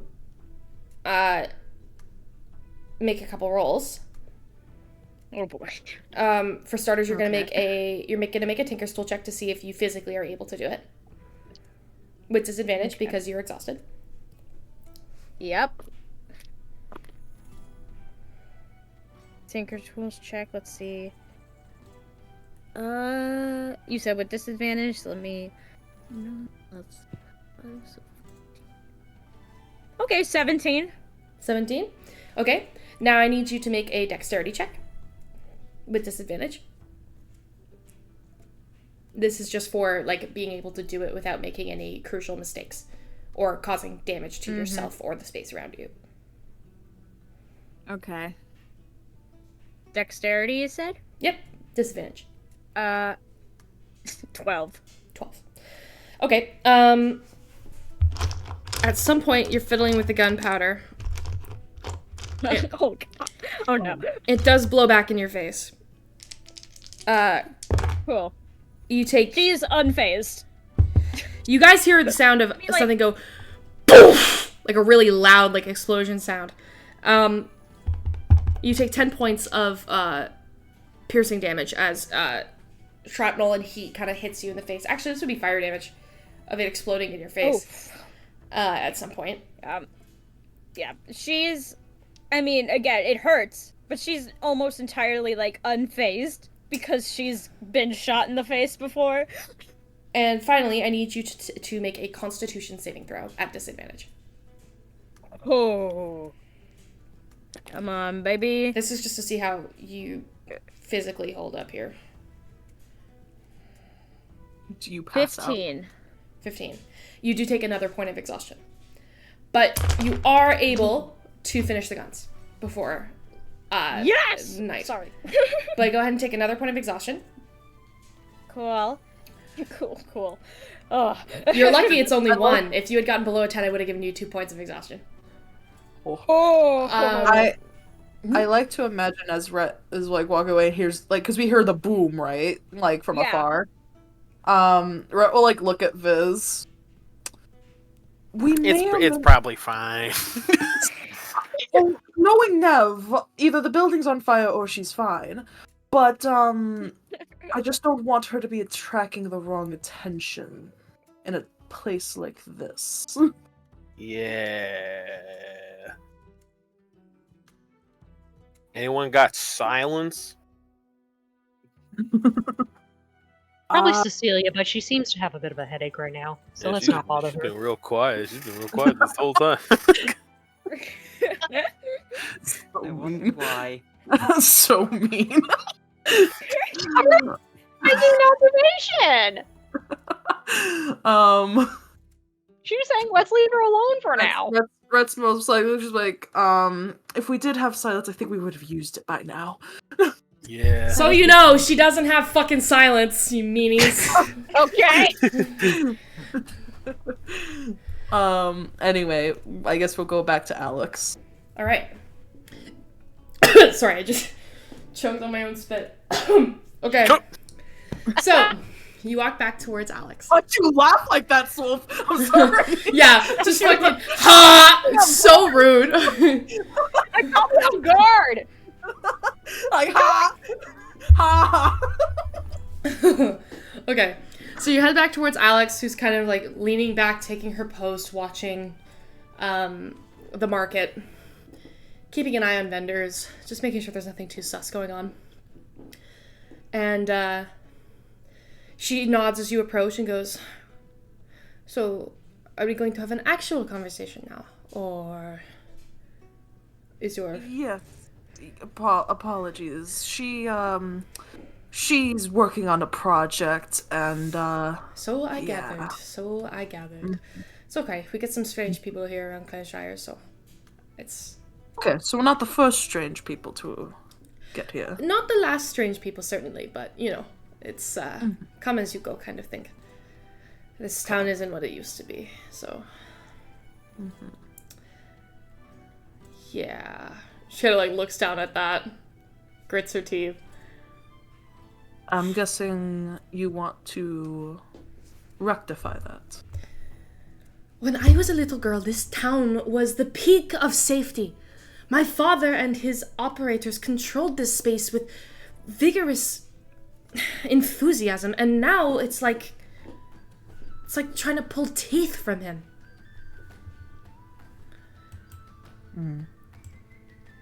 He's lost all the fire that he used to have. It's shameful. It's embarrassing. Well, maybe by fixing the issue, we can spark the fire back into these people. You're right, except he doesn't let me do anything. He just tells me to sit here in the market and take post. Well, that's the blessing of free will. Is that you can do whatever you want within just certain limits. The last time I tried to actually do something for this town, he revoked my title. I'm back down to private, and I can't afford to screw up again. This town can't afford for me to screw up. Why did he revoke your title?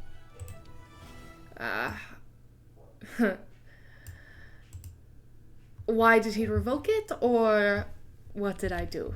Two different questions. Whichever one you want to answer.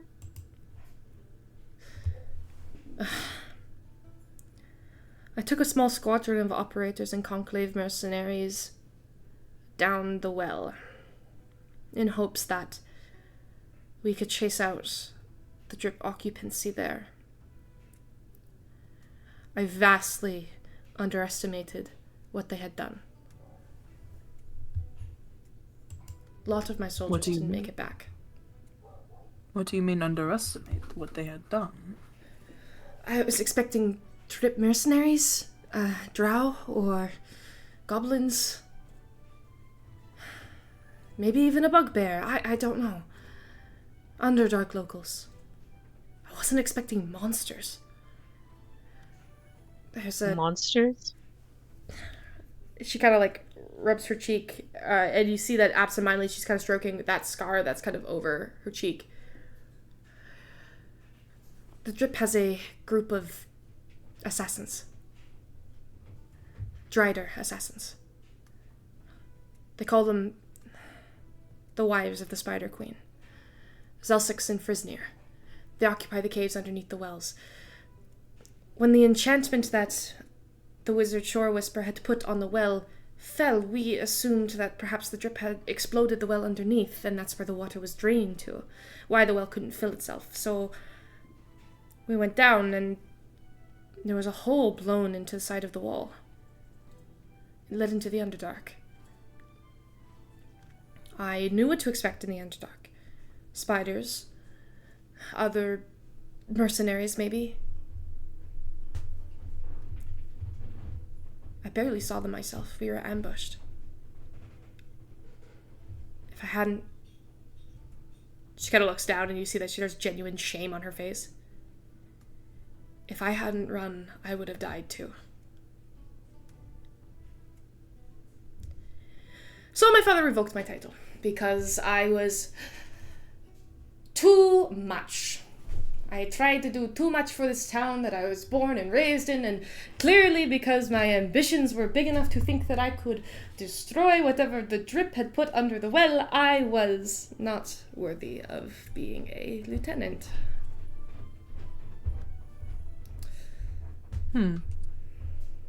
Sounds like you were trying to do the right thing. Yeah, well, look where it got me. As you said, you were...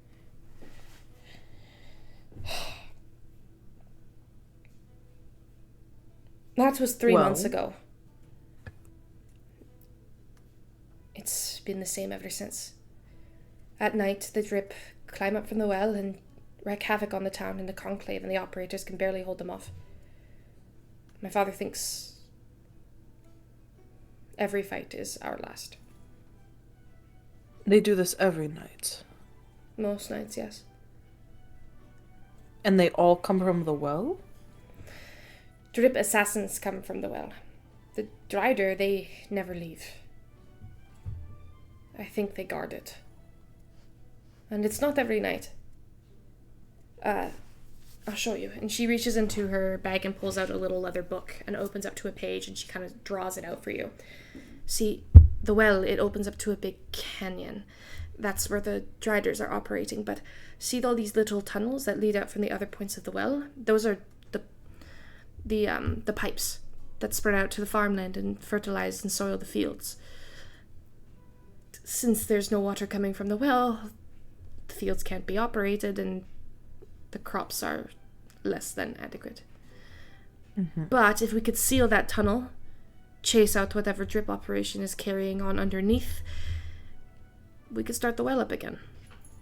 But there's no point unless we get rid of whatever is going on down there. A character question. Aurora hearing all of this, is she at all getting the The drip ick? that exactly, that trigger of fear? No. Because this is not particularly about that. Okay. What was it specific to the Spider Dame or the drip just in general? It was specific to Northborough. It was specific to Northborough. Okay. Oh. So you're safe here. You're fine. I'm cool. Okay. Now the drips still give you an ick. Just in general, you feel fear. You don't know how that would affect you if you were to actually like interact with members of the drip. But just the sound of the name drip doesn't frighten you. Okay, it was just in Northborough and in the temple. Okay, cool. Thanks. Yeah, no worries. Okay.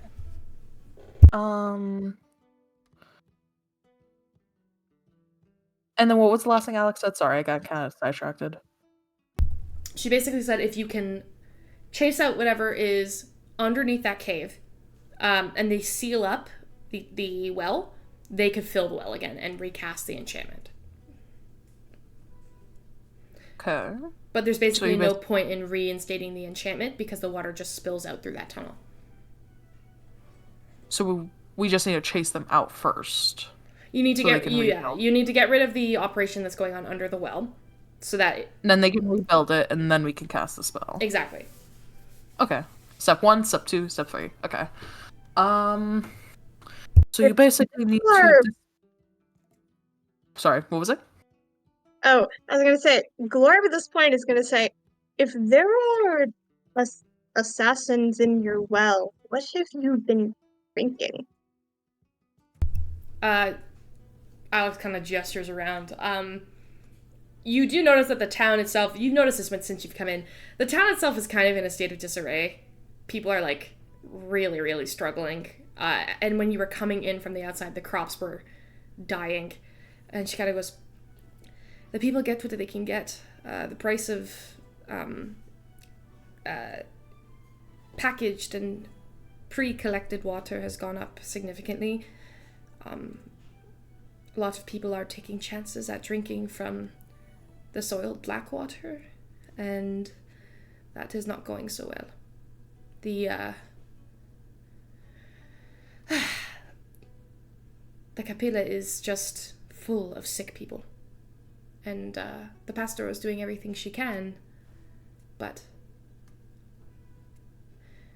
we need fresh water, clean fresh water.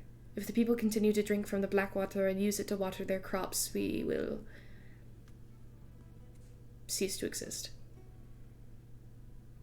And Alex was showing like a map, correct? She had like drawn out a little well, and then where the hole is going out to the well, and then like these little lines that are all of these pipes that seem to like spread out like a spider's web throughout the town, and that's how these pipes are what waters the farmland and keeps the soil fertile, especially in a desert. And where she's telling us that we would like have to go to like, or like, you know, people would have to go to, you know, fight the creatures there. Does that lead towards the well? If you go down the well, there's a hole in the well wall, and that's where okay. So we have to go. So we have to go down the well. There's no other way around that she mentioned. Not that she knows of. Okay. Okay. So you basically need to dispatch a team there to eliminate them. I'd love to, but unfortunately my father would not give me the jurisdiction. So I sit here in the market with my sword and wait to be attacked again. Well, he looks at the group before speaking. Well, you don't have jurisdiction. Words. Words. That's a hard word to say. Jurisdiction. There we go. Over the other guards here. But, Lieutenant Alex, he'll like look at her. I don't think we mind helping out.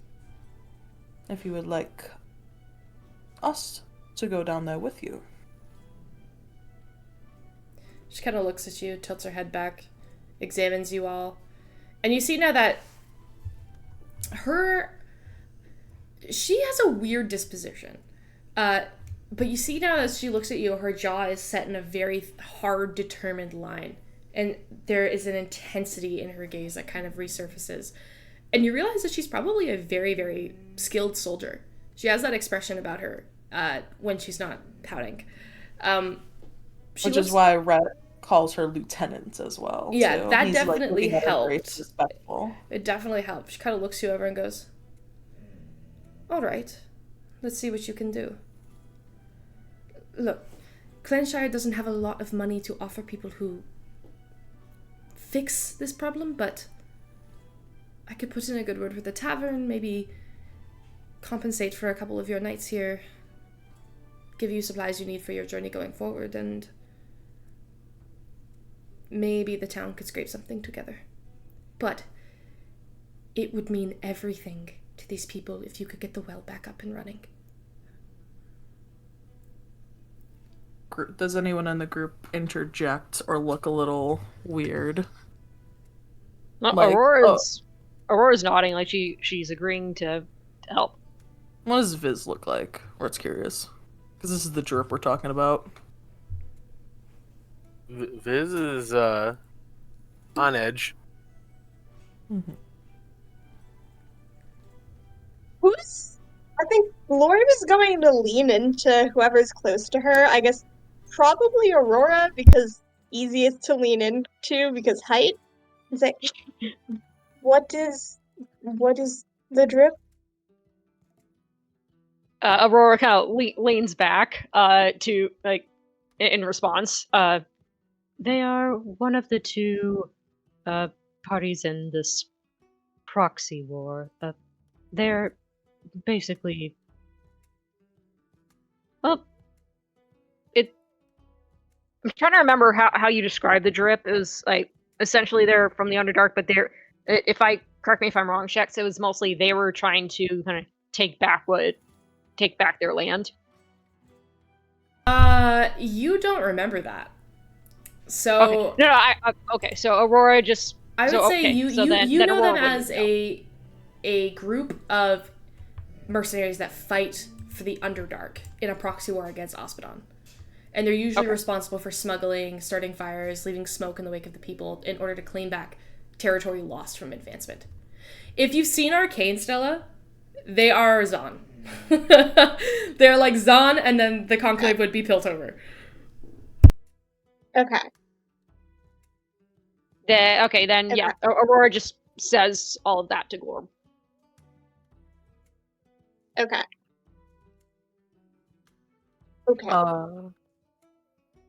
Rhett kind of acknowledges Viz's nervousness, but continues to still speak. Well, luckily we were tasked to help you guys out, so we are here where you need. She kind of looks at you like you're not serious. All right. Well, knock yourself out. The Conclave nor the operators stop anybody from going down the well. But, forgive us if we aren't hopeful that you come back up.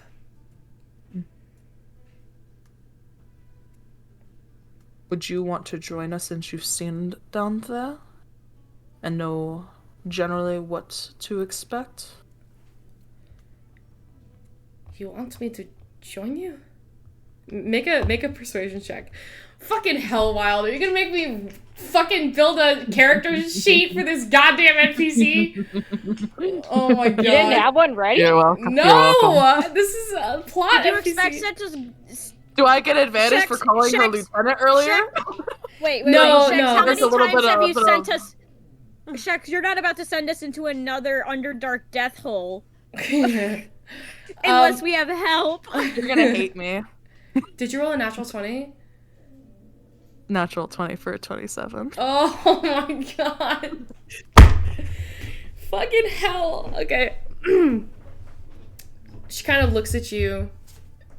Rhett has that respectful look on his face because he's still which is a little weird because he usually is always really relaxed or chill, but when it's coming to someone with this rank, he's being very respectful. And looking at her quite seriously. She leans in, looks at you, looks at the rest of you. The last time I went down there, I almost died. I'm always up for a round 2. I'll meet you at the well at midnight. Sounds like a plan. Fantastic. Don't tell anyone. Yes. Lieutenant, do you want some water? I can not just you. I can create it. What? How much? Not that much. It's a spell. 10 gallons? 10 gallons? You can just make 10 gallons of water appear?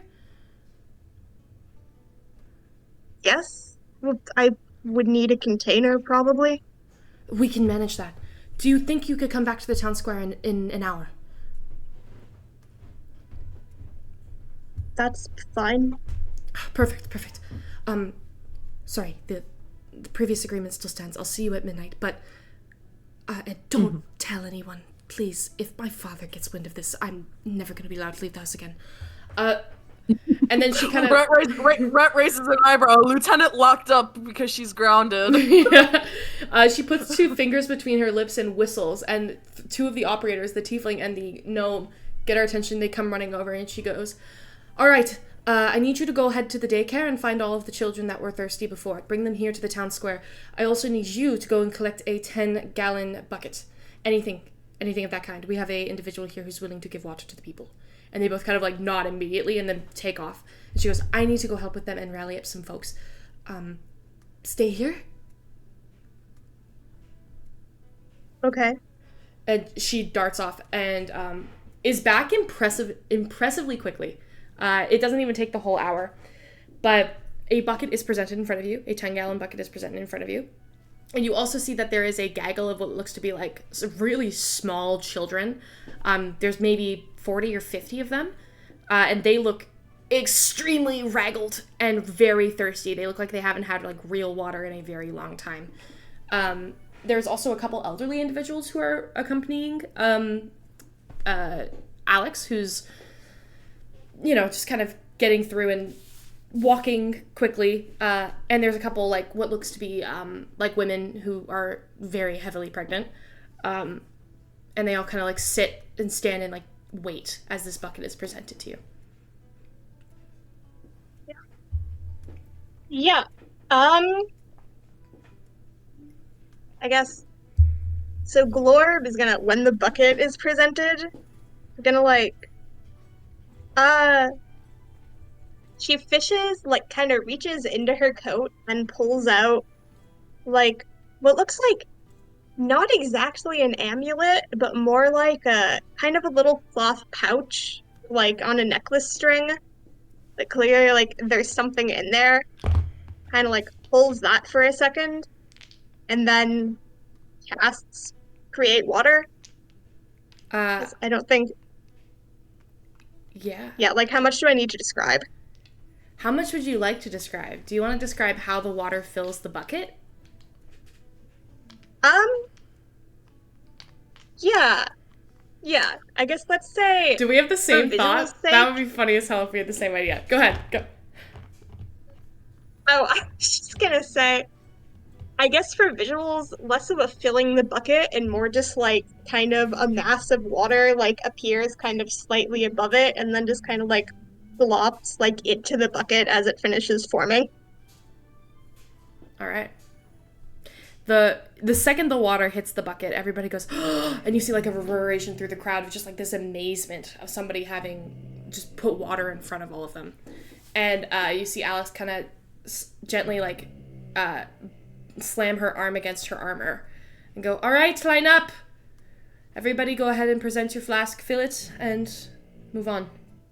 And people just begin to slowly start filling the water. And for a moment, Glorb, you feel really good. You having done something really nice for these people. All right. Aurora looks at Glorb. How did you do that? I'm a druid, nature magic. It's creating water is fairly easy. It's a connection to the land that you learn. Aurora nods. Interesting.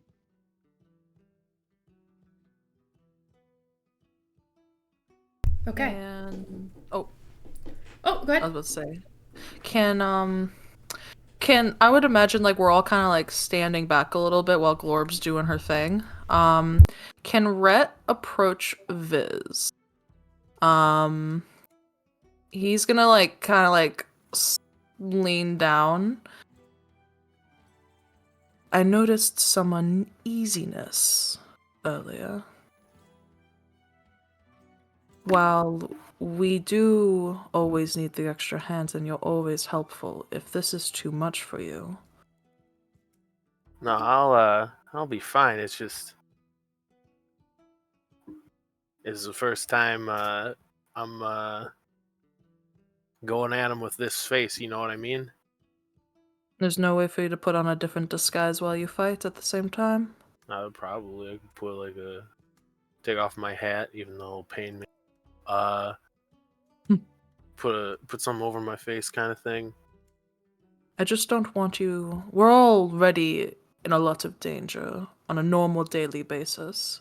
I don't want this to put you in more danger. You look at him like pretty seriously. I think you've spent a long time trying to keep away from this type of danger for you and your sister. I think I'll be okay, yeah. All right. Just gotta get new clothes. Raises an eyebrow.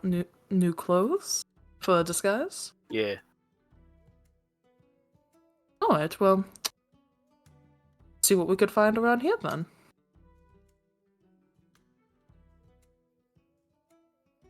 Perfect to blend in.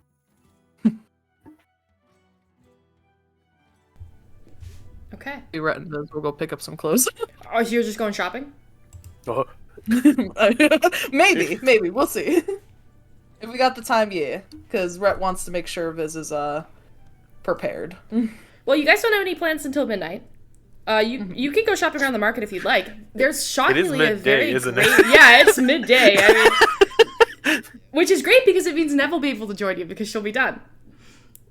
She'll take a second nap and then she'll wake up and be like, "Oh." She'll take the equivalent of a short rest. Yeah.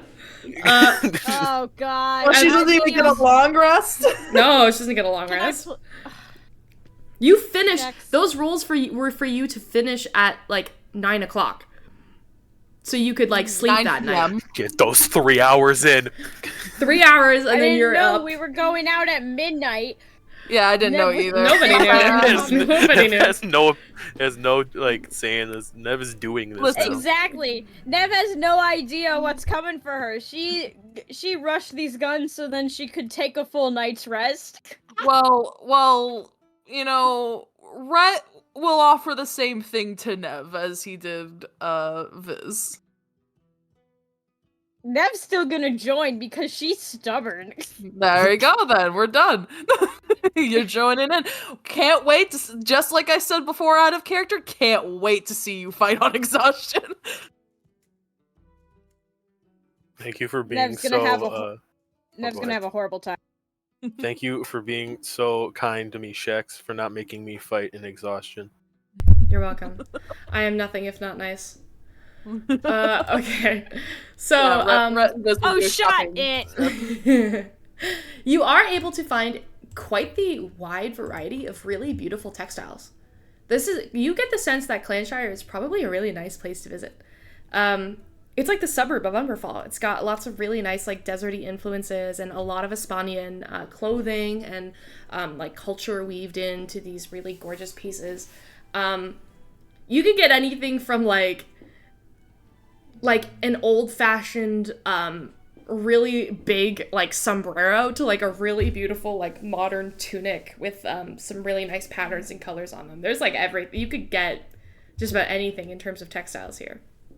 Rhett specifically smiles wider at the sombrero, looking at Viz. It is my hat, but bigger, huh? It is. Wouldn't necessarily be a disguise. Probably would be a bit more distracting, but sombrero. How much is this sombrero? You can get a sombrero for 2 silver pieces. Yeah, I'm buying that sombrero. no more convincing. I'm buying that sombrero. Rhett places it on top of Viz's head for him. Ah, yes. Yeah. You fits perfectly in, darling. Oh, but now I need an outfit for. That's exactly. I want to say, Chaotic. That's exactly what I was thinking. And it's the first thing my mind went to. I want to. See, Evan Brain is like, okay, Viz needs to find an outfit that looks like not that conspicuous, right? But at the same time, Viz doesn't know conspicuous, so he'd do like like a very, very showy disguise outfit. Rhett will help. Holy crap. Go for it. I just want everybody on stream who just heard that clattering, crazy noise that I am now building a character sheet for Alex while you guys are talking because Wild made me do this. And I'm rolling on D&D Beyond and I picked the Baldur's Gate dice. So it just went clang, clang, clang, clang, like literally as I rolled the dice. Holy shit, that scared me, man. Oh my god. Anyway, you're welcome. Please continue. I'm gonna roll in person. Please continue. Yeah, Rhett will help put together a disguise. He's found outfits for Aurora before, so he's quite familiar with just dressing for or shopping for someone, if that makes sense. Sure. You guys can go ahead and tell me what you do. Like, there is enough textiles here for you to get basically anything from Hispanian influence that you are choosing to here. Keyword Hispanian.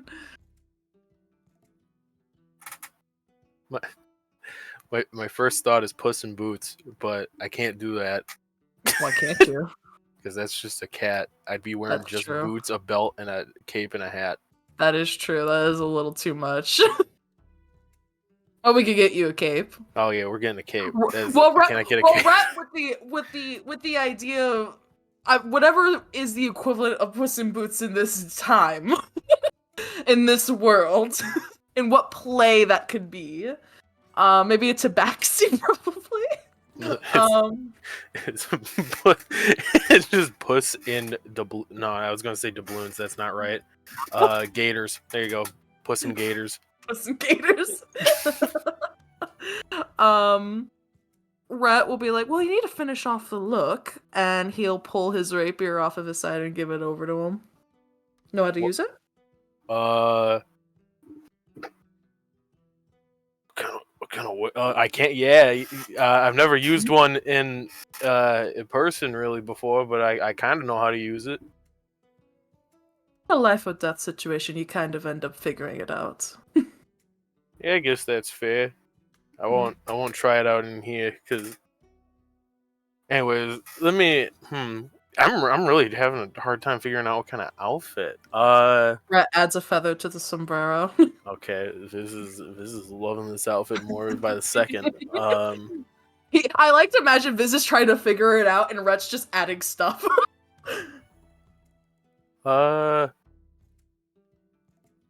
Viz will.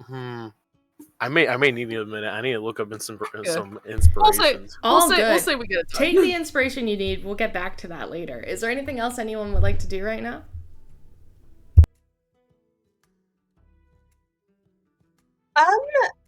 Is this the type of town where we could buy, like, health potions and things of that nature? Because Glorp doesn't own any of those right now, and has just been told that she's going down a well to fight monsters. Yeah, fair. You could totally check and look around. Okay. Why don't you make an investigation check for me? Okay.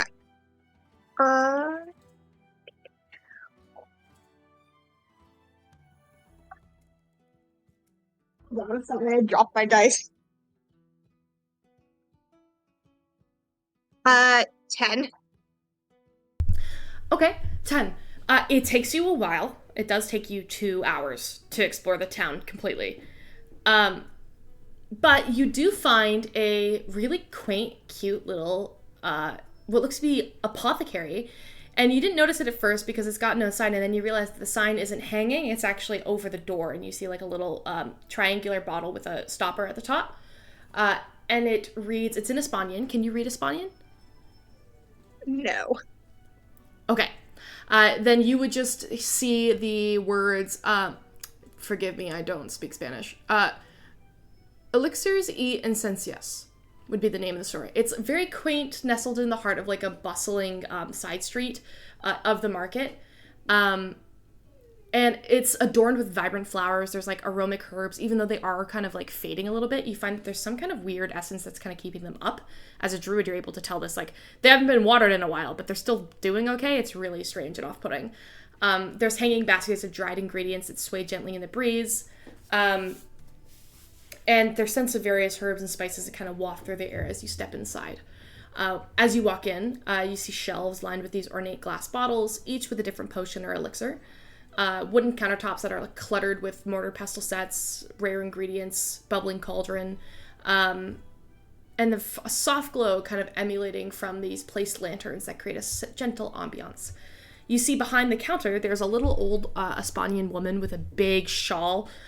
She looks dehydrated, but she's got like wrinkled face and kind of like a little squint as she looks at you over big wide frame glasses, and she goes, "Oh, hello, dear. My, you're quite tall. What can I do for you?" I'm looking for potions of healing. Oh, taking on the drip, are we? Quite enthusiastic. I can handle that. No problem. How the fuck does she know that? I mean, why else in this town would you need a potion of healing? There's a lot of travelers. No, there's not. This town has been barricaded. It's a war zone. There's a lot of travelers. She kind of just goes, we are facing quite a bit of an upcharge at the moment due to the soldiers needing a lot of them, but I could probably spare a few if you have the funds for it. How much do you charge? Well, our standard potions of healing are usually supposed to run about 50 gold pieces, but unfortunately, due to the water shortage, I'm going to have to charge 85. Hey, Glorb does not have that much money. She looks shocked for a second and then says, "Can I trade you for water?" What? I don't have 85 gold, but I can give you water. How much make water? A lot. Up to 10 gallons. Tell you what. If you fill up my cauldron with 10 gallons of water, I will give you 2 potions of healing. All right. Water is a really, really precious commodity here. I'm not even going to roll a persuasion check for that. You just made her day. Fantastic! Okay. She walks over, she kind of hobbles Cool. over to her cauldron with her little cane and kind of like turns it towards you, and you see that it's a deep cauldron. It probably could fit about 20 gallons of water. Okay. Got it. Okay, yeah, I will do 1 create water then. You cast create water, the cauldron fills. She goes, "Ah! Water! Amazing! Here you go, dearie." And she hands you 2 potions of healing. All right. Awesome. Is there anything else I can help you with? Do you have any more water to trade? Not right now. No, I already gave some to the rest of the town. That's so kind of you, dearie. Thanks. No problem. And she's gonna go. Glorb's not gonna burn any more spell slots. All right. Is there anything else anyone would like to do? Actually, you know what? We're going to take this moment. You got your healing potions. Viz is currently working on his outfit. There's a lot happening right now. I'm going to say for now, as we pan to what's going to be the next half of this adventure, we're going to take a break, and we'll be back in 15 minutes. Yeah. Everybody needs a break, I think. So we'll do that.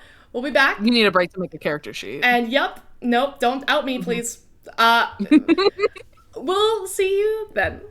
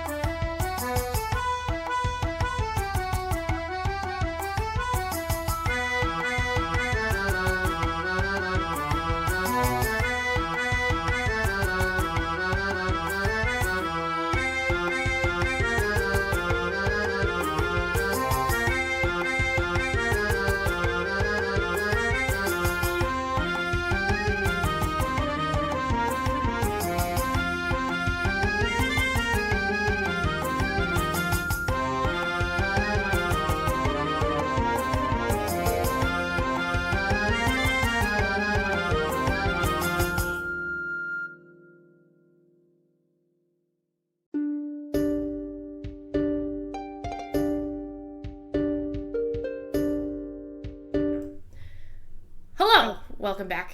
We are here. We are present. So, why don't you guys tell us what you got up to for the rest of today? I'll start, I guess, because Nev has finished the guns, has not tested them yet, but she essentially just, like, you know, power sprinted through the last 4 and is now napping. She just has completely, like, the moment she finished the last gun, she just passed out wherever she was sitting, which was probably on one of the beds. And she's just surrounded by these, like, pieces of metal and, and, like, you know, bullets and all her tools.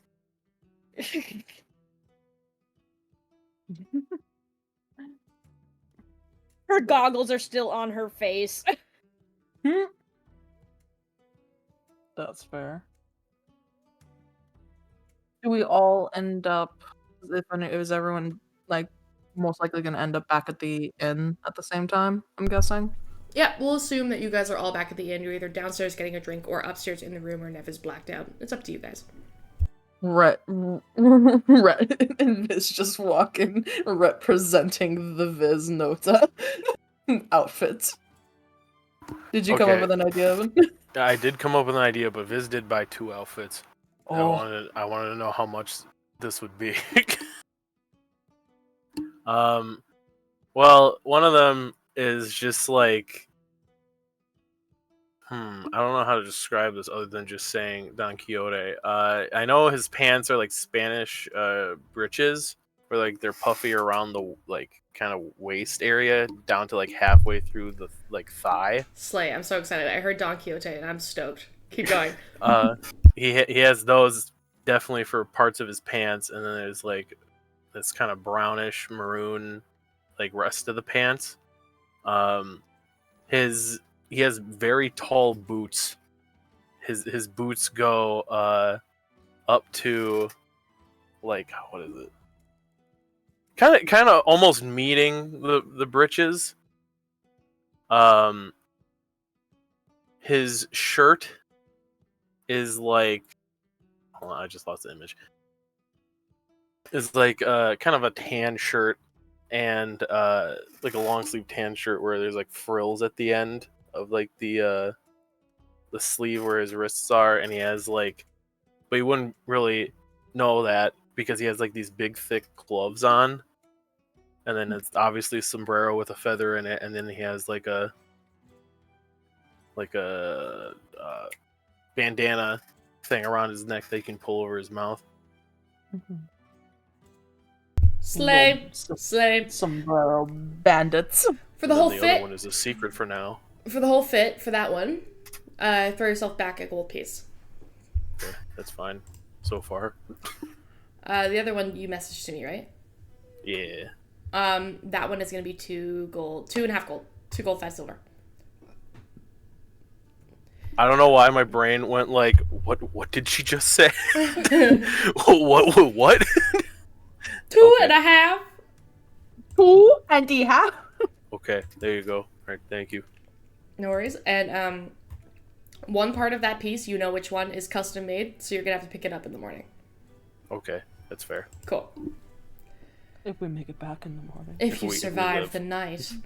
Anyway, you all arrive back and Nev is fully asleep. Glorb, you have your healing potions.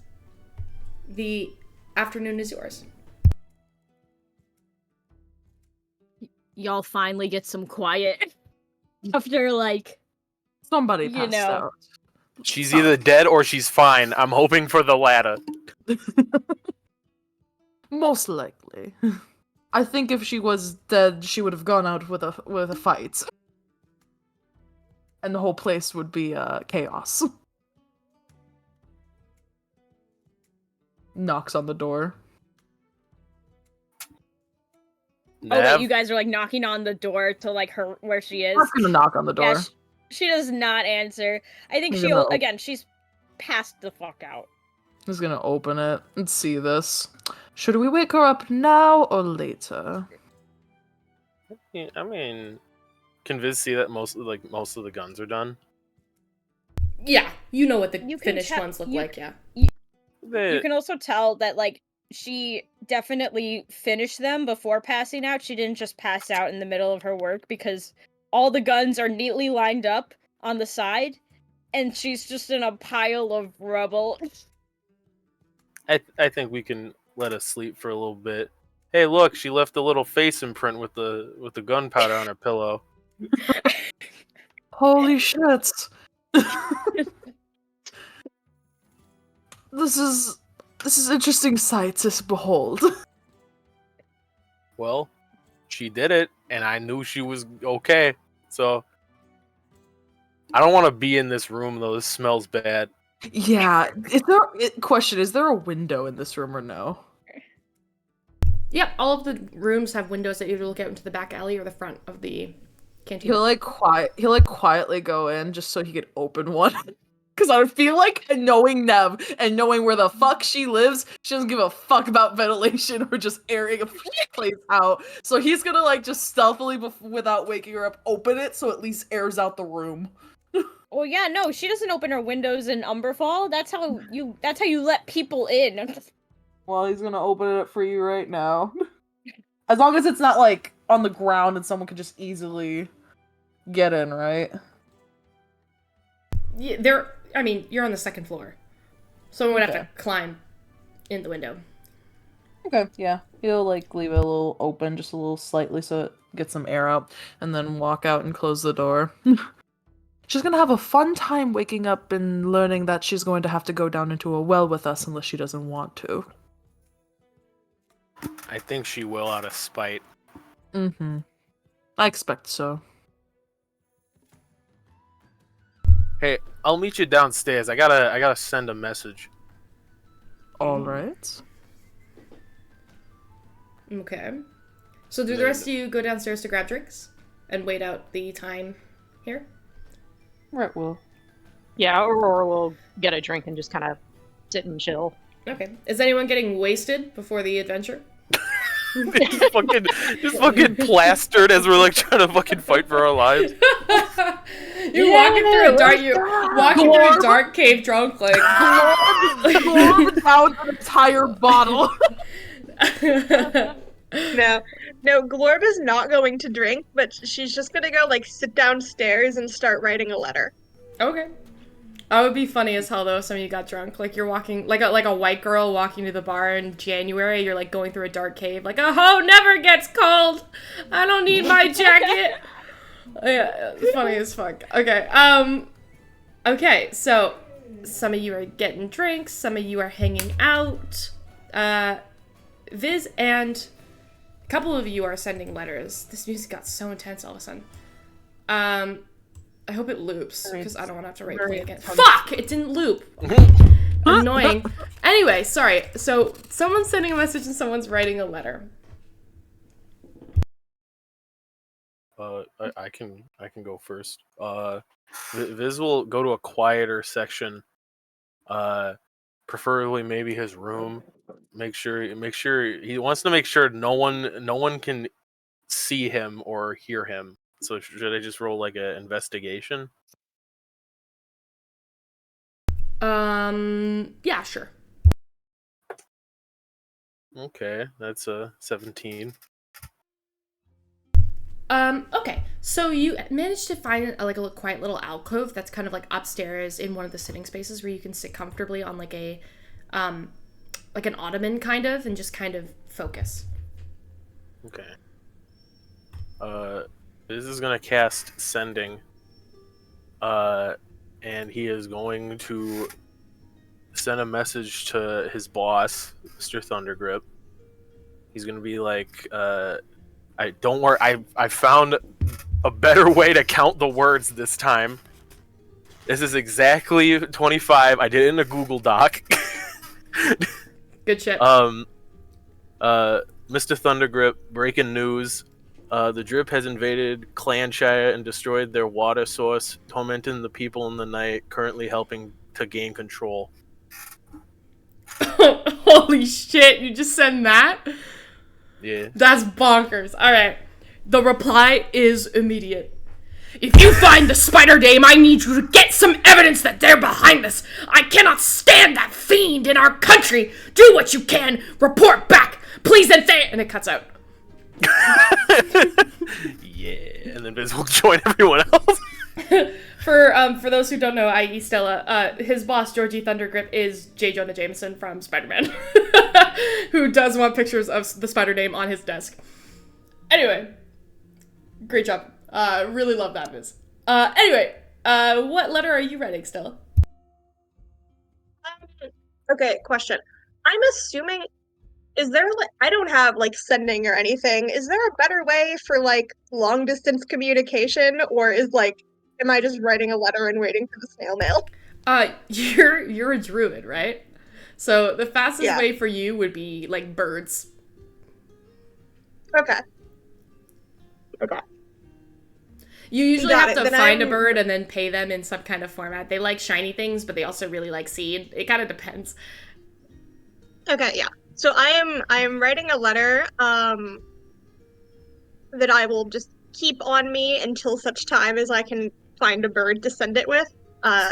Just like a really basic like update to send to Kyphris. Just like, this is where I am. This is what's going on. It's like status update, real basic. Cool.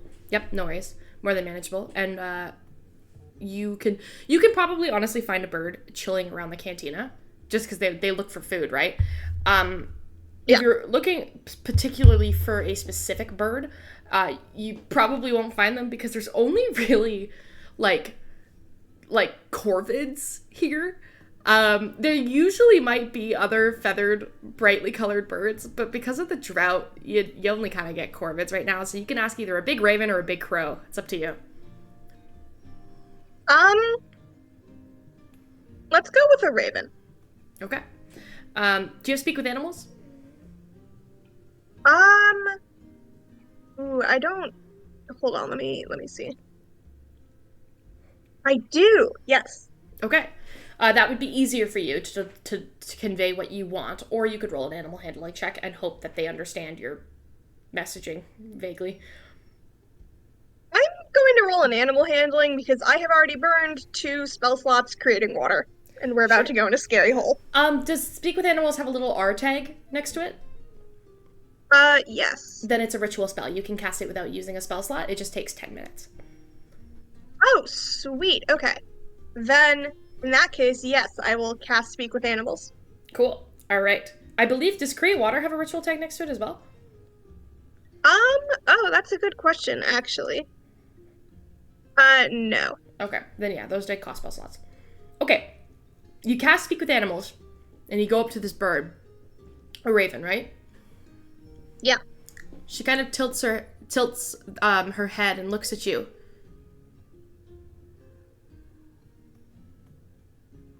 Can I hire you to carry a letter for me?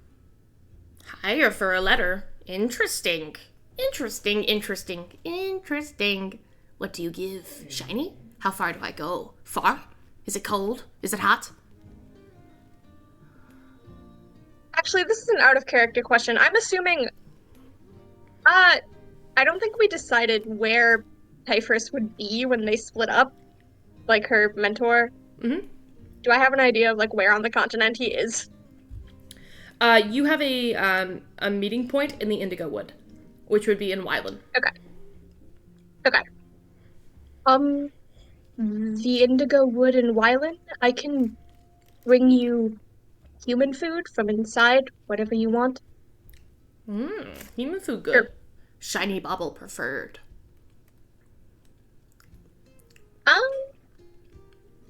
Glorb doesn't have very... Actually, yeah. No, Glorb doesn't have very much that's shiny. It says, I don't have much shiny. I saw your friend. Your friend has many shiny things. Up there all day. Ding, ding, ding, ding, ding. Over and over and over. Many shiny things.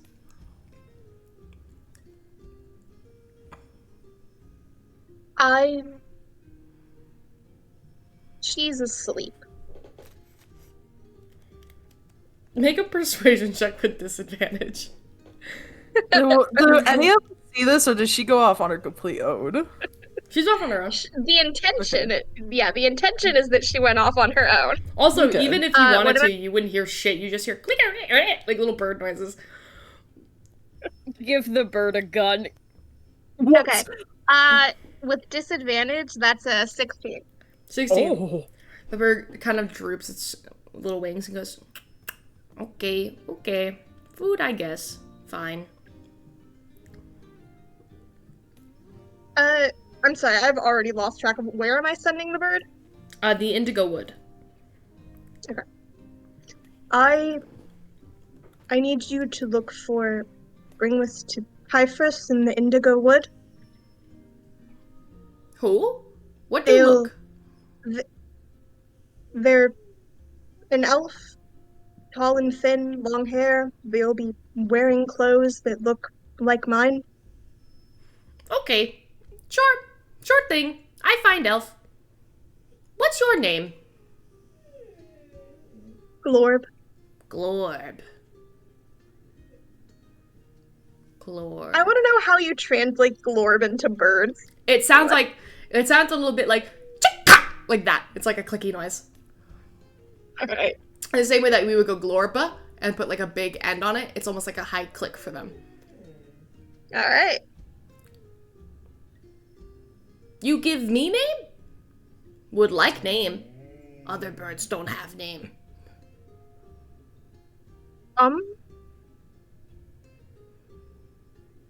How about midnight? Midnight. It sounds like that a little bit. Alright. Midnight. Okay, I bring letter. Goodbye. She grabs the letter in your mouth and just like flies off. Oh, I assumed I was gonna have to bring it food first. No, I just took off. You had a high enough percentage check Alright. that it's assuming it'll find you at some point. Oh wait, no, you didn't have food with you? I thought you had food with you. Oh, no, I was offering it, tell me what you want from people food, and I'll, bring you whatever. Oh, okay. In that case, it would be like bread, probably. It would probably want bread. Okay. Yeah, I mean, I'm assuming we don't have to roleplay that in detail. I'm happy to go buy it some bread. Just tell me, should I remove some money for that? Yeah, get rid of 5 copper pieces for that. I'll just say you, okay. Get a couple loaves, and he immediately swallows them up whole. And then Midnight grabs the letter and takes off. Okay. All right. Anything else anybody would like to do to prepare for tonight? Mirabelle, Viz? Or Viz just went? Mirabelle, Rhett? Aurora? I can go first unless Mirabelle, do you want to go first? If you want to go first, you can. Okay, I mean, Aurora, yeah, she gets a drink, and she just kind of, I don't know if the cantina gets busy at all, but she just kind of probably finds a table, not, in the corner, but just somewhere kind of tucked off, and just to kind of watch the room, just to kind of, see who comes in and who's there, basically watching everything. All right. As the day starts to turn to night, you do see the cantina fill up with more people. You see it fill up with mainly people who are looking incredibly not fit, considering the state of what's going on in the town. They're dirty, they are dehydrated, but they come in and they get what they can afford, which isn't even water, it's ale. So they, take their drinks of ale and they kind of just enjoy what they can and sit around and gossip. The tavern slowly starts to fill up a little bit. Never so much that you can't see your friends or that it's too loud to think, but it does fill up. Do I see anything, or what are you looking for? I think she's just kind of to see if Alex comes in at all, or see if Rosa, since Rosa seemed to kind of have a pretty strong idea of everything. See if she's around, just not to try to get her attention, just to kind of watch and see what she's doing. Rosa is actually working. She would be dancing at this point in time. And she's very skilled at it. There's a musician who comes in and just plays these short guitar pieces that are really intricate and beautiful. And she's quite the talented dancer. You actually see, it would be like a translation of like a flamenco dancer. A very long flowing dress and like really like in time like steps and movements. And despite the fact that the crowd is looking extremely under the weather, they seem to be enjoying it. It seems to be like one of the few bits of bright entertainment in this very sad town. Okay. Yeah, Aurora, in that case, she'll just kind of watch. Okay. She doesn't get a lot of tips, you notice. It's quite sad. But people are scraping their money, and she seems to be doing it more out of joy than out of the need for money. Okay.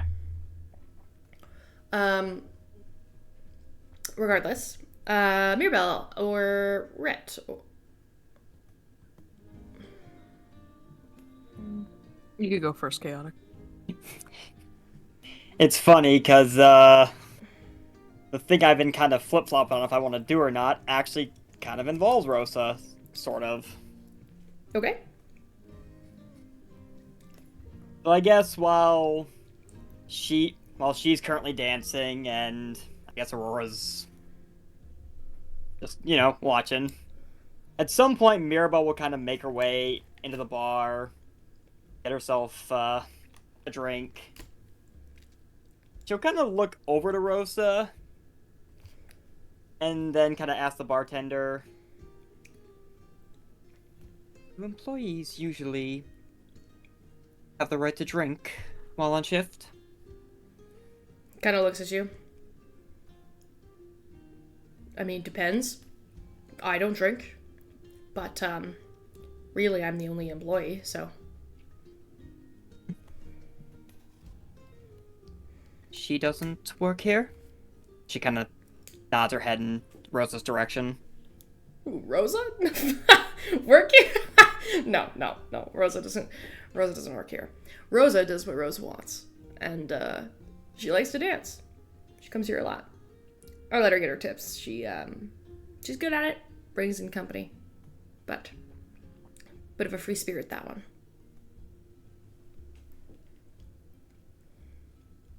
Fair enough. You happen to know what she likes to drink?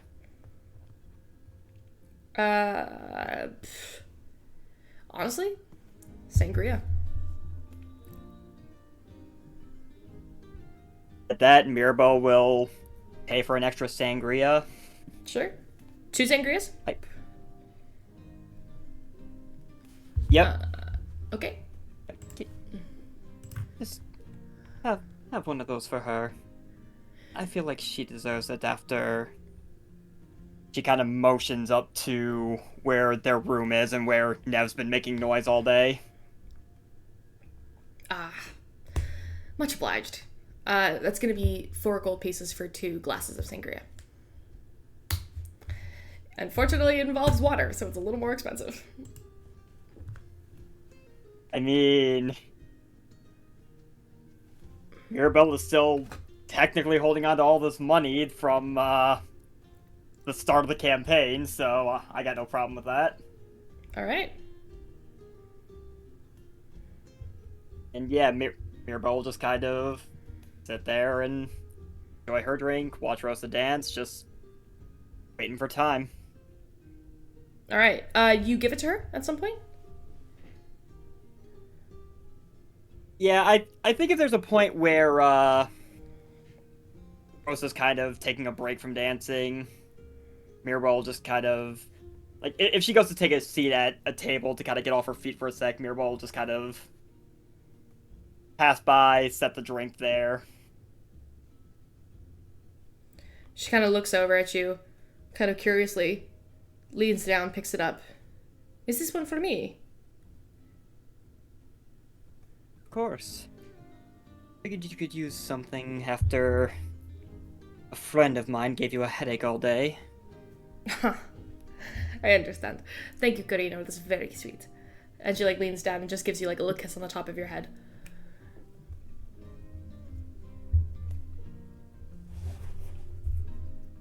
You certainly enjoy your dancing, don't you? Well, it's what I'm known for. What are you supposed to do if not what you're good at?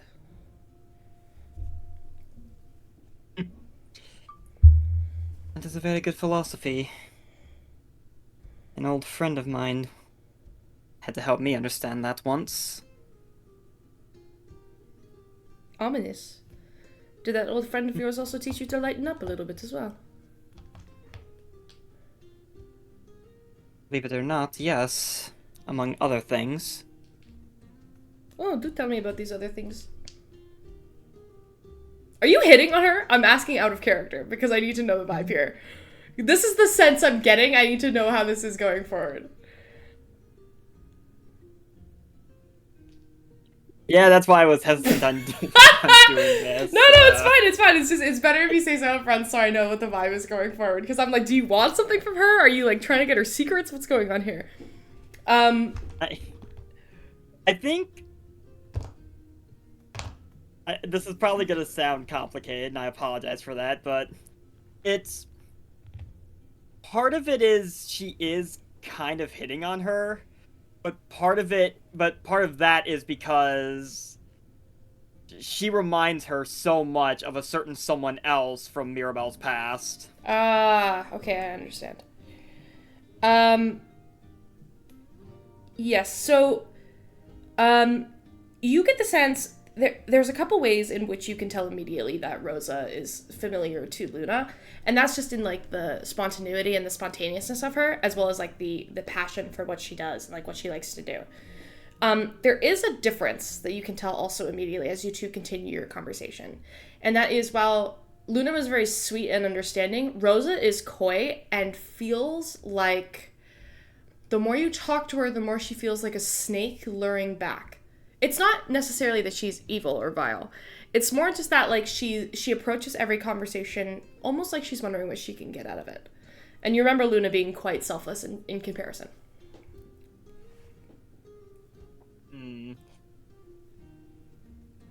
I guess, in that regard, as their conversation just were to kind of continue, Mirabelle's kind of got her guard up a little bit, mostly because after everything she's gone through with the Allery Syndicate, she obviously does not want to let herself get at us. Also, especially after what she learned from that obelisk, she's very wary. She doesn't know if Rosa would want to use her for anything, but if she's giving off hints that that might be where things are going, she's gonna be guarded against it. Like, not a little hesitant, I guess. Not at the moment. It's more that right now she's giving off the intention and the vibe of, like, what do you want from me? What's going on here? And it's suspicious, but it's also she's in control. It's very much the same vibe as, like, it gives the same vibe as, like, if you were to walk into a bar and, like, hit on a bartender. Like, they're gonna reciprocate it because it's their job to be charming and fun. But they're also kind of like, well, what's going on here? Do you know what I mean? Like, is that layer of, like, is this genuine or is this just, like, you know, like, teasing, like, what's going on? But you do learn a lot about Rosa in the time that you have a couple hours, so if you want to and proceed to, like, ask her questions, you can learn a little bit about her. If that's where you're trying to have this conversation go, to, like, learn more about her as an individual. Yeah, I think Mirabelle would kind of do that just because Rosa has... It's partly because of the similarities to Luna that are there, but she is genuinely curious about Rosa. Okay. Part of it may also have to do with the fact that, you know, she's another tiefling and Mirabelle is still new to the tiefling thing, but there's stuff there that intrigues her, and she's curious. She wants to know more. For sure. There is one thing that Rosa does tell you that does catch your attention, and that's, I've been dancing for a long time. I was the only one of my family to have the points up at her horns. Condition, as my parents used to call it. Lots of sisters. Not many who looked quite like me. So, I made my own way. It's better to make your own way than it is to disappoint those who have fake illusions of you. You know what I mean? I might know a little better than you think, but... Condition?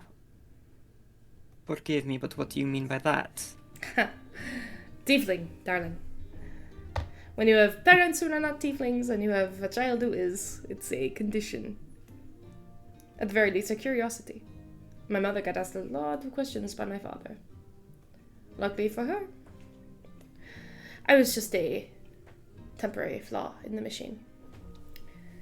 Not the product of, well, something unsavory.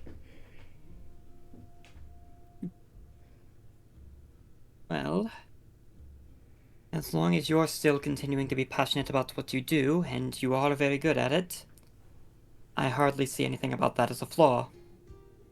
Oh, kind of you. Tell you what, I have to go, because I have some other accomplices on the other side of town I need to visit and pop in and see. But, you know where to find me. Perhaps you could buy me another sangria sometime. And she kind of like downs the whole drink, puts it down on the table. I'd be delighted to do so. Very well. Good night, Mirabelle. Good night, Rosa. She gets up and she kind of like walks towards the door, and as she does, she kind of looks back at you a little bit. Kind of like, and keeps going. Not a bad first impression. Considering you approached her, you know, with a drink. More than you would usually do when you offer someone a drink. Usually they just take it and go, thank you, and move along with their day. I mean, she was trying to be legitimately generous after... I'm sure we all saw how curled up she was after Nev and all her noise earlier. Understandable. But, I mean, you never know where a conversation's gonna go. Very true. Dumb question. Mm-hmm. Since Aurora was watching, obviously, Rosa dancing, I'm guessing, did she see that conversation happen? Yes, it was for the span of at least 45 minutes. Okay. Because I'm guessing Mirabelle and Aurora are probably not at the same table, because that would have been really awkward. That would have been super awkward, yeah. I'm assuming you were at different tables. Yeah. Yeah, I'd say Aurora's probably set back a little bit. I think she is... Yeah, I would say... I was just gonna say, Mirabelle probably was just at the bar itself until Rosa stopped dancing, and then whatever table she sat down at, which I would assume is not the same one Aurora was at, that's where Mirabelle kind of joined her at. Okay. Yeah, Aurora just having watched all that, just like, you know, probably drinking her ale, just kind of raises an eyebrow.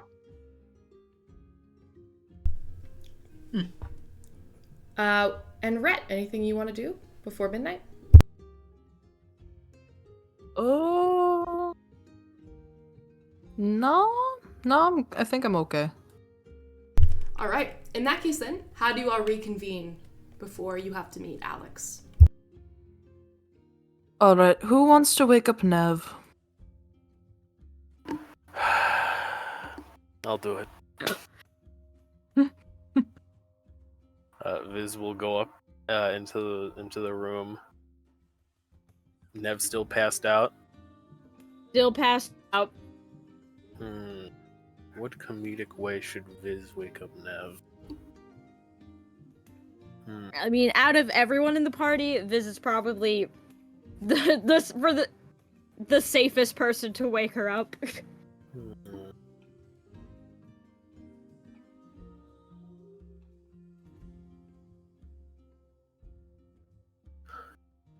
What's a smelly flower?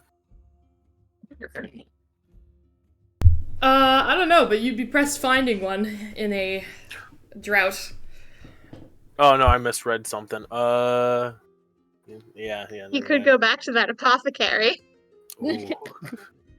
Goes to the whole fucking place just to go get something to wake her up. Ooh. I got it. I got it. So, Viz will do druidcraft because of him being a fairy. They have that. Will right by Nev's nose cause the smell of a skunk. Oh, you're right vile. There. And then Viz will run out of that room and go downstairs. You just hear Nev start hacking. That's only like a 5-foot. Oh, what the fuck? awake. Who shat themselves? Don't worry, everybody. I got her up. What did you do? I'm gonna fucking kill you. You know, funny magic. You know, funny magic. What happened? Just stomps out of the room, is still just like fucking hacking and wheezing. Oh, Nev, what happened? You little fucking shit! Whoa! What did I do? What'd I do? Yo, has Fizz done this before to wake up Nev? I'm assuming He hasn't done the skunk. because of he's done other atrocious smells though. No, he's done It's like what? like a puff of cold wind in Nev's face. Mm-hmm. Well, also, again, it's her brother, so immediately she's going to assume it was him. She's like, "What did you put on my fucking nose?" I didn't do anything. I didn't do anything. Insight. Oh, deception! I'll give you advantage on your insight check, Nev, because this is your brother. Okay, yeah, because I just rolled a nat 1. Thank you. 25. 25. Oh my god, I can't even physically get 10. You're not entirely convinced it wasn't him, but he seems so genuine that, like, maybe it wasn't.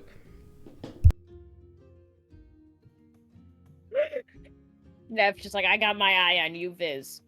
I got my eye on the rest of you. You too, new girl.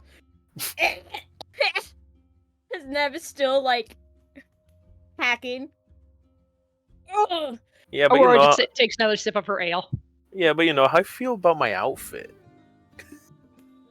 You look swanky. Thank you. Ugh. Thank you, Red. Thank you. You're welcome, darling. Wait, are we going in disguise? Where are we Oh, going? yeah. Why are you all dressed up? We're going to fight for our lives. Huh? We're gonna go into a well and fight some people who are in the Underdark or connected to the Underdark. Okay. Are we?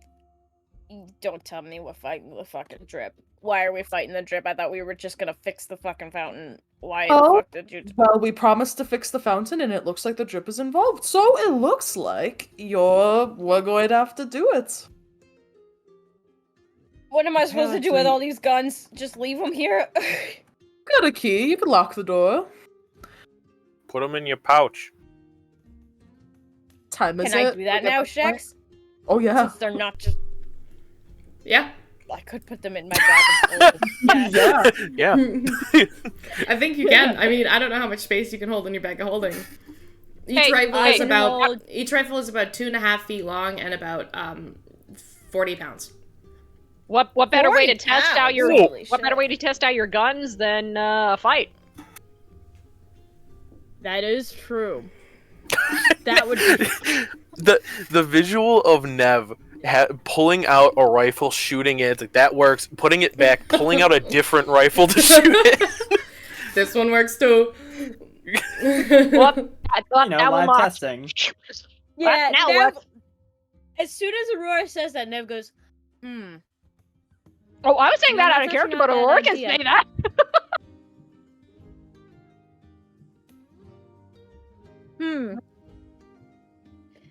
You know, not a bad idea. When are we leaving? What time is it? I don't know how early and close to midnight would you guys have reconvened? Probably gotten there like a little early, but not too early to like be standing there for a while. Okay, we'll say you wake her up at like 11:45. Yeah. We have to get there in about 15 minutes. Oh, Jesus. Why? Oh, you couldn't have let me sleep a little longer. The longer we wait, the more of an eye we catch being here. Being that we're a couple of interesting folk that just stumbled into this town. And you caused so much of a racket. We might not even have the element of surprise anymore, but at least we can get ahead of the game. True. That yawn is in game. The yawn is in game, yes. She's like, let me pack up my guns. And she like stumbles over to her pile. Do you need help carrying them? No, and she just starts putting them all in the bag of holding. The mental image of her shoving these into a freaking trash bag. Yeah.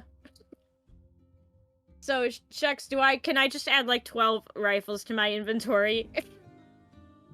Yeah, go ahead and add 12 rifles to your bag of holding. Sweet. I'm gonna do that right now before I forget. Is it automatic or hunting? They're automatic. Automatic? Got it. Okay. Cool, yeah, so Nev's doing that. Rhett will look over at Glorb. This is probably your last time to back out. If you don't want to, possibly end up dead. I've been in fights before. It should be fine. Alrighty then. You've never been in a fight with us, though. No. Mm-hmm. I will warn you, since I noticed a little bit of distaste towards the guns Nev was making, majority of us have guns, including myself, just as a bit of a heads up. The only ones who don't really use them, me and Nev probably use ours the most. She's clearly not Area thrilled, but she just says, that's fine. And in the time I have been on these continents, or in these countries, I have seen a lot of guns. Mm-hmm. Yeah, they're kind of universal at this point. Oh yeah, better get used to it, sweetie. And Nev's still just shoving these guns into her bag. Aurora looks at Rhett. You've never let me own a gun. When did I say you can never own a gun? When? When I said you can't have one? Rhett looks bewildered. Well, other than the fact that you bring a gun show with you everywhere you go, you can have a gun if you want. I just don't know if you know how to use one. When do I bring a gun show? Hulk's arm. If I don't have a... Silence. That kind Looks of at gun arm. show. Oh. That's Exactly. a gun show? Yep. So you just do this and mimics flexing, but doesn't actually flex. Aurora flexes. There you go. Guns, you already have them. Yeah. But I'm not disallowing you to have guns. What do you think I am, your father? Aurora just has a look of she wants to say something funny but doesn't. Don't you dare. Anyway, we should get a move on. Aurora? Yes. Yes? Can you make an intelligence check for me? Okay.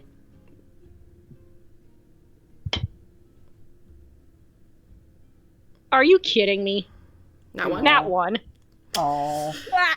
Alright, never mind. Keep going. Damn it.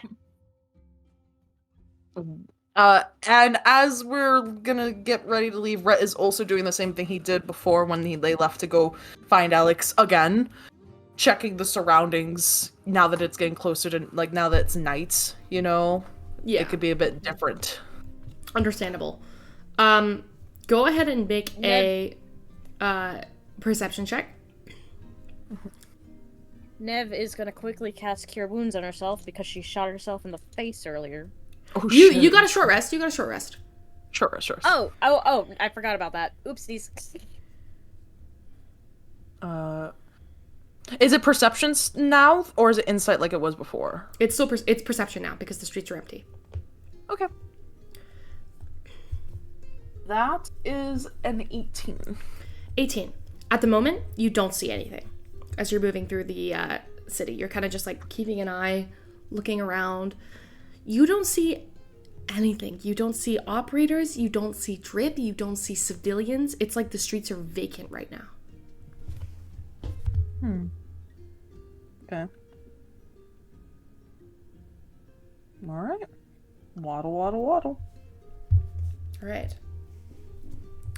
You go to the spot where you had promised you'd meet Alex, and you don't see her. Do I sense danger? Roll a perception check. Another Oh, one. sense danger? What the fuck would danger be? Insight? Do I sense danger? Like, what? Are you a fucking... What do you mean, do you sense danger? I guess it would... Okay, calm down, first of all. What is sense danger? Calm down. Spider Dame exists. She's got spidey sense. Also, Anyway, Claymore has danger sense. I'm not Claymore though. I guess to be more specific, maybe do I see anything like a signs of a struggle? Maybe like any scuffs, any just signs of struggle, blood. I don't know. With your perception check from earlier, you do not. Okay, that doesn't involve investigation. Okay. Lord would also like to make a perception check if she especially if she notices wild looking around. Okay, go ahead and make a perception check. Okay. Nat 20. Nat 20. Yeah, +4. You look around the streets, and you guys are all are you standing out in the open? Well, I like to imagine that we didn't because you could see the fountain from afar, right? The well is in the Plaza de Sol. It's just to the left of the Plaza de Sol. The plaza itself at night is empty. All of the stalls have been shut. There's no merchants going on. It's just kind of open. It's like an open mosaic tile plaza. So we don't need to go exactly up to it to notice Alex isn't there, is what I'm trying to say. No, you don't need to be standing right next to it. But even from a little ways away, you can tell she's not there. Yeah, I feel like the moment we spot it and notice she's not there, I don't think Rhett would have gone any closer at first. Are you standing in the plaza, in the middle of the plaza, just not far away from the well? Are you standing in an alley? How do you guys want to be standing here? I imagine we would have been stealthy-ish, or at least stealthy-ish in the sense of going through the alleys, maybe. So it's too late to be stealthy sneaking up to it because you guys would have had to say that you're going stealthy going up to it. Maybe not stealthy, but just not so that we're not walking down the street so people look out their windows and be like, yo, what are these guys these fucking doing? 8 fucks standing in the street. I know what you mean. So you're leaning against the walls, kind of just moving quietly. I know what you think. I know what you mean. Okay, so you guys are moving quietly, and Glorb, you're looking around. You don't see anything, and then out from an alley, you see a light. It's like a little match, and it flicks 3 times. She's gonna turn to probably Rhett and point in the direction that the match was and say, somebody's flashing a light at us. 3 times. Looked like a match. Rhett looks in that direction. Does he see anyone? You see a hooded figure in the alley with their arms crossed, leaning against the wall.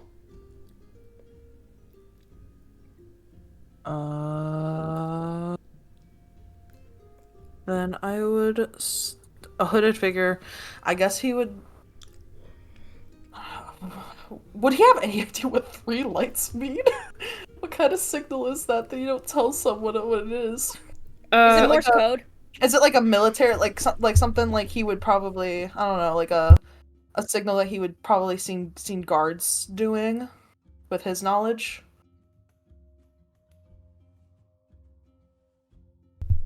It would be, go ahead and make an insight. This is not insight. This is intelligence. Straight intelligence roll? Actually, make a survival check. That's worse. Okay, that's wisdom. I would like Nev to make it as well. Oh, a survival? Mm-hmm. Okay. You said? 18. Okay. Nat 20. Nat 20. 22. Right, you don't know what this is, but you know, Is your exhaustion affecting that? Oh, yeah. Oh! God, Really? Does that also work for nat 20s? It's all it's all checks are made with disadvantage.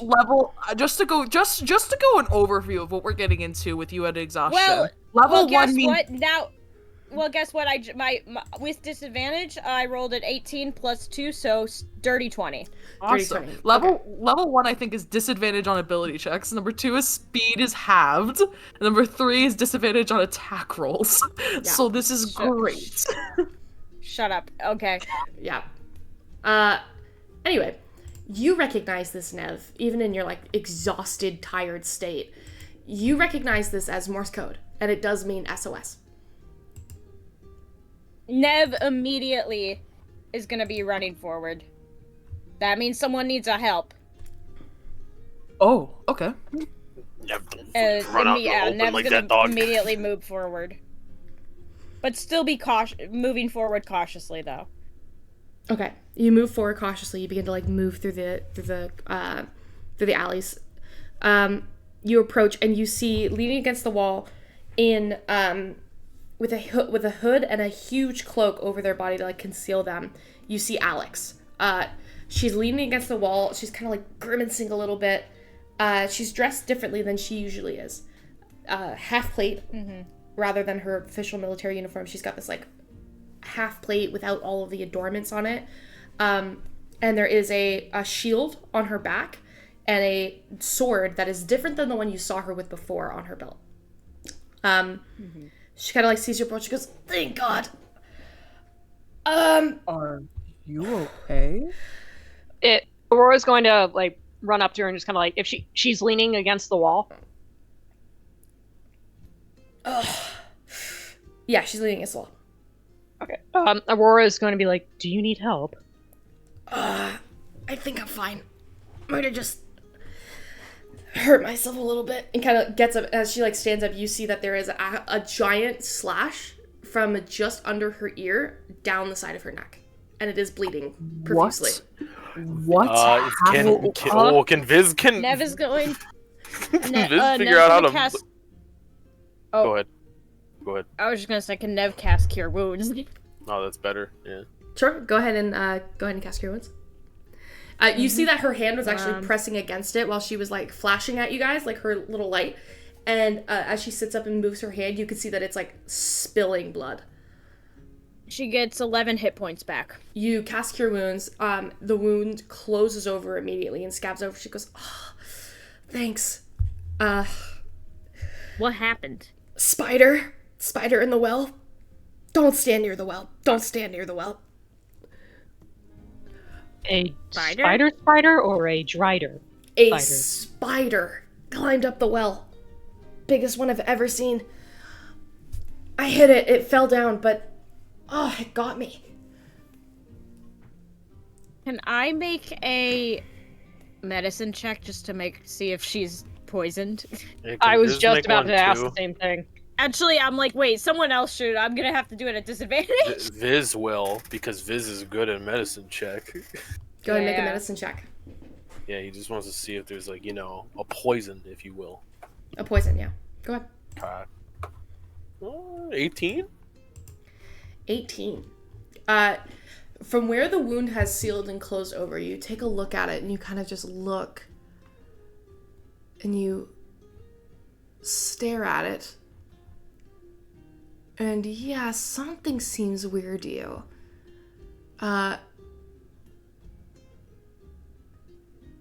There's like a green outline just along the side of it, and you see that around where the wound has closed over, there are veins, and the veins look bluer around like where the wound was. And then as you look at it, you realize, it's not blue, the veins are green. Oh no. Does this look like a familiar green? Yeah, with an 18 medicine check, it's antinothine. Oh, you're fucked. Nev says that. What? Shut up. Aurora flicks Nev's ear. Hey! Okay, first of all, do you use magic at all? No, I swing a sword. Okay, fine. You should be fine then. Hopefully. How How are you feeling, though, right now? I'm a little woozy. I feel like I'm gonna be sick. What? What's wrong? This Well. is... Have you ever heard of antinothine? Antina what? Antinothine. You mean nithine? Like the stuff they put in ships? No. Well, it's kind of like that, but it's a little bit different. Oh. If nithine makes ships go, antinothine kind of sucks up magic. And that's what we've been investigating. Where all this antinothine's coming from. And it appears that spider struck you with some. Meaning that spider might be consuming nithine and being made out of antinothine. If there's antinothine in its system. But why would that doesn't make any sense. Why would and she like groans out in pain. Nev, from where you've sealed over the wound, the magic that you had used, all of a sudden funnels out of her and splashes like a goldish white color as the wound reopens, and all the magic you use spits itself out. And she's now profusely bleeding again. She's fuck. Can Aurora like grab grab Alex's cloak and like press it to the wound to try to stop the bleeding? Sure, make a medicine check. Yeah, boy.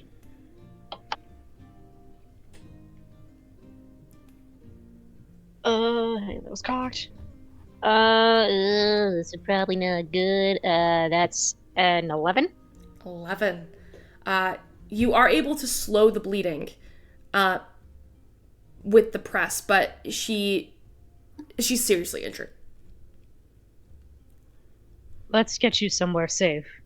Aurora looks at Rhett. Should we take her back to the tavern, or? No, I can't. You can't take me back anywhere. If my father finds out that I came out here, he'll kill me. We have to go. I don't know if you're in the shape to go down. I can fight. I'm fine. It's just a little wound, right? No, it is not. You are severely injured. Let's get you somewhere safe. And wrap it in the bandage. Here. You aren't the first person I've seen to be infected with this. It's gonna fuck you up. Alright? Does Red get the idea that this will severely, like, other than, like, we could probably try and, like, heal her, like, with, like, other means, maybe? But, like, other than that, she's gonna be at a disadvantage. The wound is not life-threatening.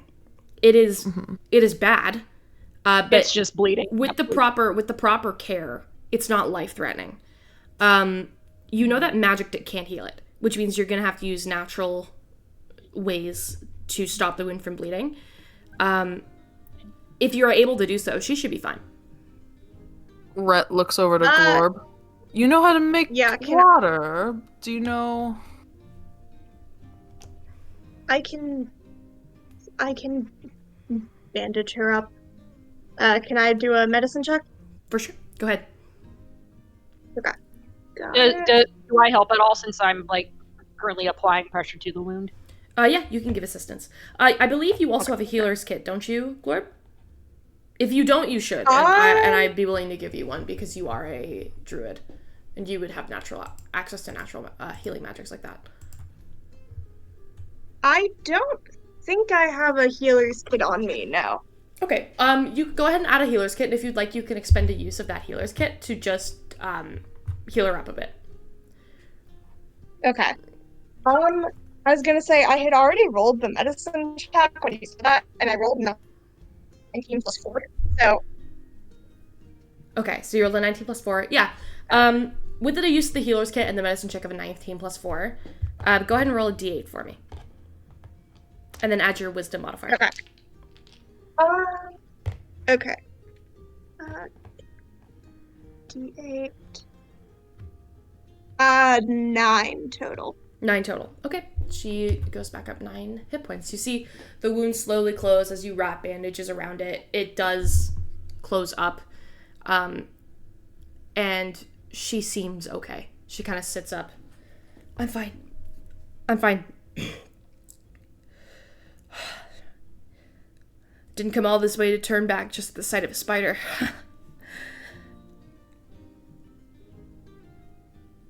Are you okay? Yes, yeah. Face worse than that in the line of combat. Okay, so, I'm prepared to go down. I picked up a couple of things from my dad's study that I probably shouldn't have, but could probably help us in the fight to come. Including this. And she kind of, like, lifts out the sword hilt from the, hilt a little bit. And you guys see a, like, beautiful, like, crystal longsword. Oh, you're bad. Yes, I'd prefer not to lose it or to find out. So fucking funny the way you said that. Oh, you're bad. I'd prefer not to ever get caught or if my father know that I stole it from him. So, let's kill this thing and come back. Yes? Sounds like a plan. Okay, but what thing are we exactly killing? Because we're walking right into the Drips territory. We have no clue of what they have going on down there. Did your friends not brief you in? I think we would have briefed her in. Okay. Oh, okay, never mind. But Yeah. here's my question, Meg. Do you remember? That's a no. Yeah, that's what I thought. Like, I felt like the moment Meg wasn't in the conversation, she doesn't remember. Sorry, I have ADHD and it's late. You are going down to face a group of Drider assassins. They're the wives of the Spider Queen, Zelsix and Frisnir. Hot Drider ladies, got it. Hold on. Did we Jesus. get that from before? Yes. I did. Well, it looks like this is gonna be sending a different message later.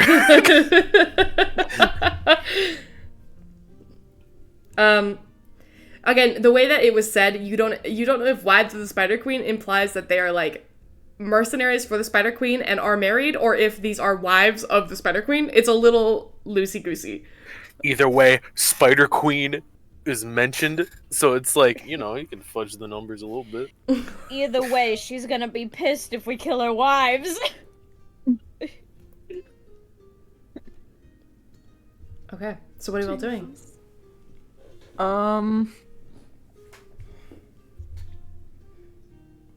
Did we make it understandable to Alex that we won't be able to heal her with magic with this in her? My brain's melting. Yeah, you told her. Okay, and she still wants to go. Okay. Yes. Yeah. Rhett will kind of like, because I feel like while they were trying to help her, he was trying to decide whether or not she should go or not. But seeing like the determination afterwards, he'll respect it and nod towards the well. Then we better get going. All right. So you guys approach the well, think- and you look down. Healthily, maybe, because she got attacked by a spider by standing near it, so we don't want to cause too much noise next to the well. Yeah. Also, I'll say for this entire endeavor, Nev is gonna be hanging towards the back, as she is exhausted, and is mainly just gonna focus on doing long range shit. Okay. Okay, so you guys, do you approach the well? Mm-hmm. Can we Alright. go stealthily, maybe? Go Yeah, ahead. but Spider? Give me Yeah. a group stealth check. Oh man. I have to do this at disadvantage. I have to roll for Alex and Cecilia. That's dirty 20. Oh, sorry, sneezed. You're not blessed. I'm not blessed because I also rolled a 6. Oh shit. Okay, Cecilia got a 13. 13? I got a 13. Oh, wow, 3 13s. 13, 13, 13. That ain't good. Alex got a, I believe she got a 19. Nope, she got a 18.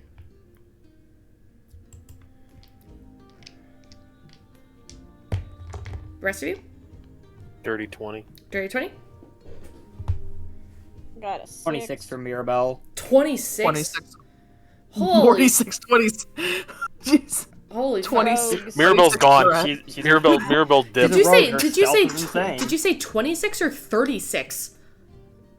26. 26. Oh my, I was like, holy crap. Disappears into the Yeah, shadows. Just like, Yeah, If Mirabelle's 16 on the die, and then she's got plus 10 because Damn. expertise. So, Wow, holy fuck. Okay, so 26, 26, dirty 20, 13, 13, 13, 18. Who hasn't said theirs yet? Glorb, did you say yours? Yeah, 13. Okay. Is that everybody? Aurora, what was yours? I was one of the 13s. 13. So 13 Celia, 13 Glorb, 13 Aurora, 18 Alex, Mirabelle 26, Rat 26. Nev, what'd you get? 6. 6. Okay. Alright. You fucking keeping it a secret from me on purpose, huh? Okay, 6. No, I said it 3 times. Okay, you guys approach the well stealthily and kind of just creep up to it and look over. And as you do, you see that the well goes about 40 feet down, and then there's just darkness, and you don't know how much farther down the well is. we don't see anything trying to, whoop us. Nope, not at the moment.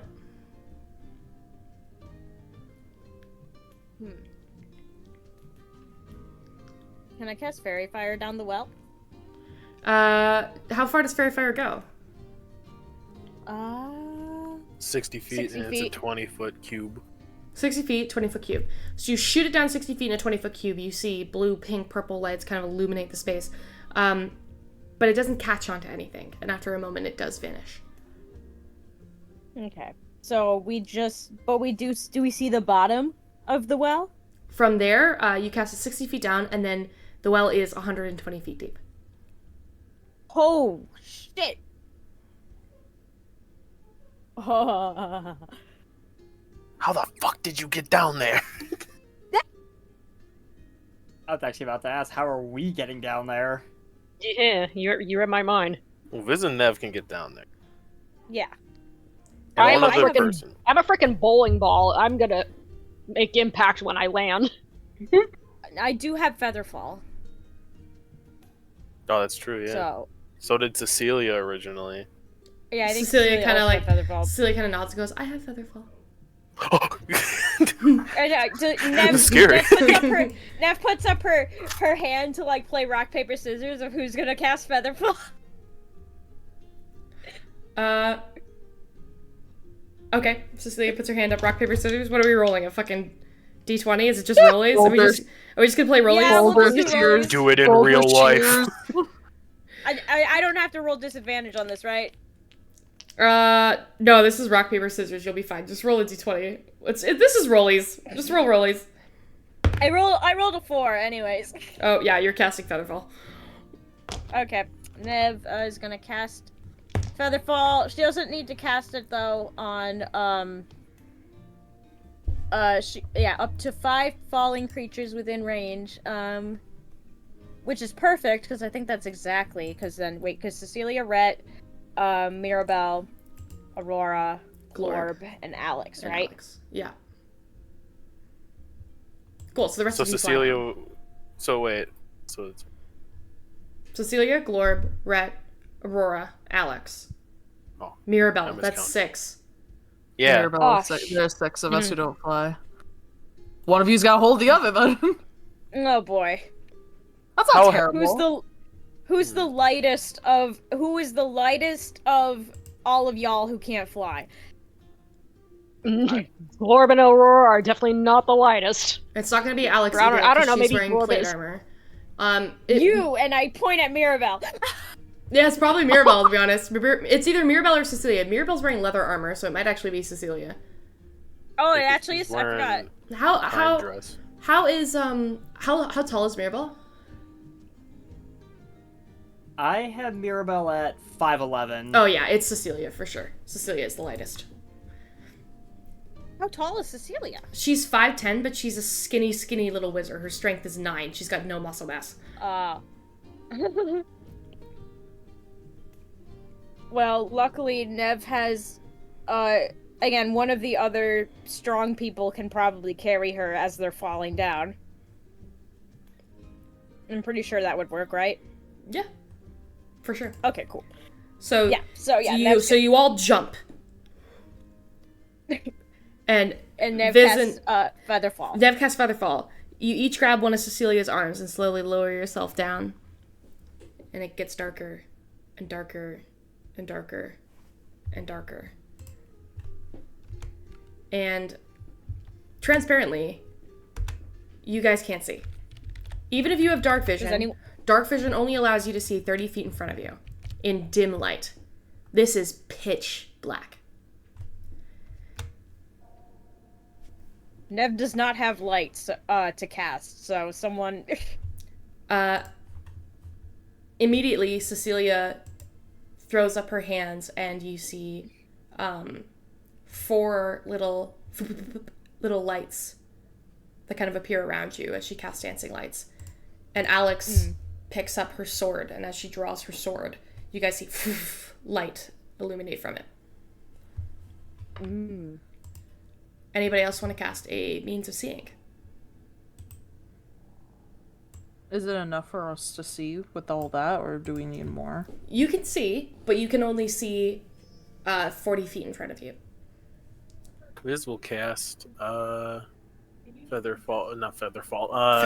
Oh, God. Another Featherfall. Fairy Fire. Fairy Fire, I believe, only lasts a minute. What about those of us with dark vision? Dark vision So dark vision allows you to see 30 feet in dim light. This is not dim light. So this is black. This is pitch black. Okay. Yeah, there is no light to be found. So when you cast the light around you, you can see 40 feet because the light appears 30 feet around you, and then you can see 10 feet ahead because you can see 30 feet in dim light from where you are standing. So you can see an extra 10 feet beyond that. But you guys only have 40 feet of sight in a radius around Alex or Cecilia.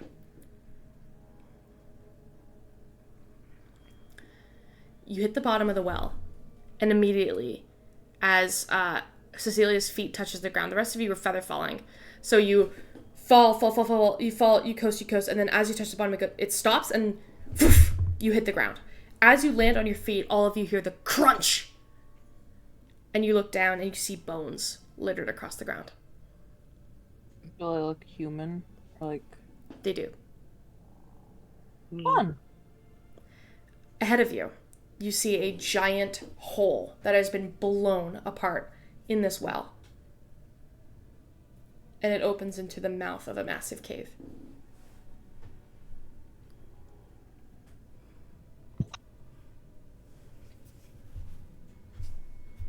Well, and then Nev's like, are we going or not? Keep your voice down. Let's try to be a little quiet.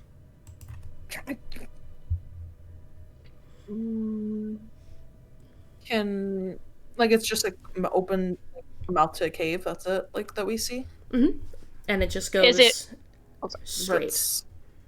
Is it right next to us, or there's a little bit of distance between us in this hole? The well itself is only like a 15-foot radius, and then the wall of the cave's been blown open, and then you can see 40 feet down a cave mouth that goes into nothing. Gotcha. Let me see. We should probably decide who will lead the charge. Not me. Nev takes a few steps back. Reminder, how do you check for traps again? God damn it. Traps are I'm gonna do it no matter what. But... Traps are perception checks. But you can only see 40 feet in front of you. So it would only be every 40 feet you'd be checking for a trap. Okay. At this point, I think I just realized I have a torch listed in my inventory. So I am going to fish out the torch and druidcraft to light it. Nice. Okay. Does that give us extra light? Or extra vision? It gives you extra light if you choose to walk. Like, okay, so how it works is, right, the light is a radius around you. So when you light a torch, you have 30 feet of bright light around you, and then everything 30 feet beyond that would be like dim light, and then there's just blackness, right? So you can see, if you have no dark vision, you can see 30 feet in a circular radius around the light. If you have dark vision, you can see 60 feet from a bright light. And if you have superior night vision, which you get being an underdark creature, you can see 120 feet beyond that. But it has to be from where the radius of the light. So if all of Cecilia's lights are clustered together, then you guys can only see 60 feet out. If they're all, like, scattered, you can see more than that. If Alex is at the front with her light, you can see 30 feet around that. But if someone's at the back, you can see 30 feet around that. It's based on where the lights are situated. So putting lights together doesn't make it brighter, but spreading them out does. Second question, how wide is the tunnel? Can two people be next to each other? And go down it? Or is it just one person, like in a row? Yeah, two people could be next to each other. It's precarious because it's difficult. This whole space is difficult terrain because the ground is littered with bones. Rhett will look over to Glorb and like nod forward as like an invitation, like you want to like go first with me, like I'll check while you bring the light, or like we'll check together. Yeah, you probably you both probably have the highest perception. Absolutely not. Yes. Well, Glorb probably does. Glorb does. She's freaking ruined. My second question was how to disarm traps again. I don't know what tool it is. I don't remember. I think it's Thieves' Tools. Thieves' Tools. Before Rhett does this, he's gonna walk in the back towards Nev and dig in her bag, grab Thieves' Tools from it. Hey, what you doing? If I come across a trap, I'm gonna need this, and you're gonna be all the way in the back, darling. Okay, well you know how to use them? Yes, I have experience. Do you? Okay. Thieves' Tools, yeah. You've proficiency in Thieves' Tools? Yeah. What the fuck? Why? Okay. Cool. It's my background. Oh, okay. Bounty hunter. Why this very moment? That's why. I was like, oh, okay. Yeah, he just own them. Yeah, he just doesn't own them. Nev owns almost all the tools that she... Again, you'll be surprised what Rhett knows. All right. Nev has tools for all her proficiencies because she's a hoarder. Mm-hmm. Okay. Yeah, Rhett will take that then. And go back with Glorb, and we'll just walk and try and make sure there's no traps, because he's getting PTSD from the theater. Cecilia gently like raises a hand and goes, "Where would you like my lights?" How far can they go again? They could go. I could put them up to 60 feet in front of me, but I have 4 of them. I'd say ahead of it is, well, maybe 2 in the back and 2 in the front. Yeah, I'm happy to put 2 ahead. It's just if we put 2 lights ahead, people will know we're coming. Maybe just overall around us? I don't know.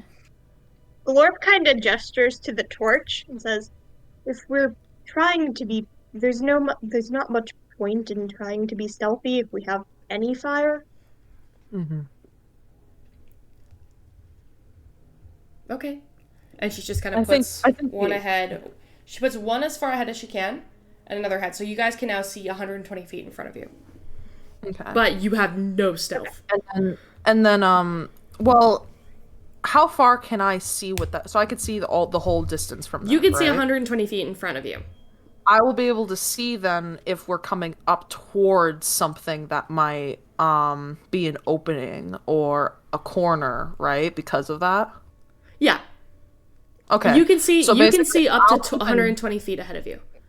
I'll keep an eye out. I'll keep an eye out in case we're coming up to a corner with the lights. Like if I notice that the lights are gonna hit a corner, and warn Cecilia to pull them back, basically. Okay. So that way it's not like we're just shooting lights out. Like we get to the end of the tunnel and the lights go first before us. He's trying to prevent that. If you do see a corner though, if by the time the lights see a corner, logistically there will already be light in that hallway. Because light gives 30 feet of space. So if you can see 120 feet in front of you because of the closest light, that means that the light technically extends 30 feet beyond that. So, like, the way light works is if it's pitch black, and you're coming up to a corner, and you don't see the corner until the light comes right next to it. Like, it's still flooding into the room beyond it. You just can't see it. It's like if you have a light on in a window, like if you have a light on in your room, someone from the street can see it in your window. Do you know what I mean? I'm gonna guess we're gonna go with Stella's logic, like, then most likely, because, like, if we're gonna have fire to, like, find traps and stuff, we're not going for stealth right now. And there's also bones on the ground. There's no way we can really be stealthy. I mean, you can try, but you would have to pull the lights back, and you would have to. You can basically choose. Do you want to be stealthy, or do you want to be able to see 120 feet in front of you? You can either be stealthy and only see 40 feet in front of you, right. or you could be non-stealthy and see 120 feet. For right now, let's keep the lights, unless someone says otherwise. Does that work for everybody? I'd say keep the lights. Yeah. Mm-hmm. Keep the lights for right now, at least.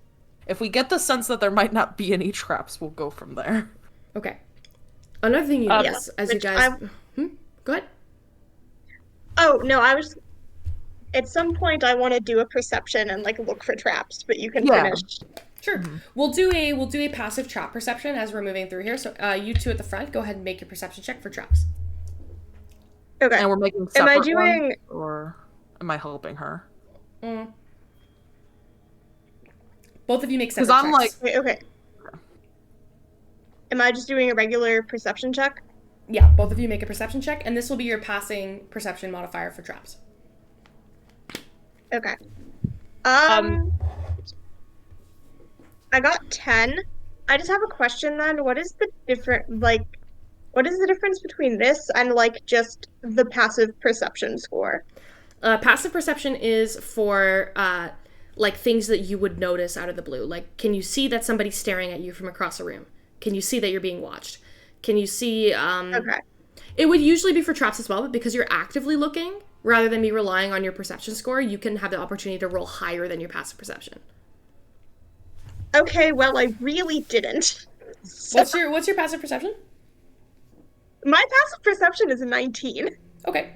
Well, there's two checks I want the two people... There's two checks I want to see the people in front make. This is specifically for the two people in the front. You need to make a perception check, and you need to make a nature check. Okay. Perception for me was a 17. 17? Nature for me was a 15. Nature for you is a 15. Okay. Wait, no, I rolled 15. Wait, do I have nature? Oh, I actually do. It is an 18 then. 18? Okay. Okay. So I've got 21 nature.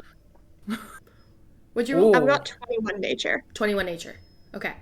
So the highest perception check going forward is 17. The highest nature check is 21. So we'll keep that in mind. Okay? As you guys move through this cave, for starters, you look up, and the roof above you is not a roof at all. I hope you guys don't hear my dog, because he just made the most pathetic noise outside my door. I heard that. I heard it, yeah. You sigh like you pay bills. There's, you guys look up and you realize that you're not in a tunnel. Like, nothing made a tunnel. This is a cavern, and you're at the bottom of it. Because when you look up, there is empty blackness above you. Ceiling that goes on forever. Along the bones, up on the wall, you guys see growing lichen and moss. That's like a dark bluish black color that just slowly spreads along the wall.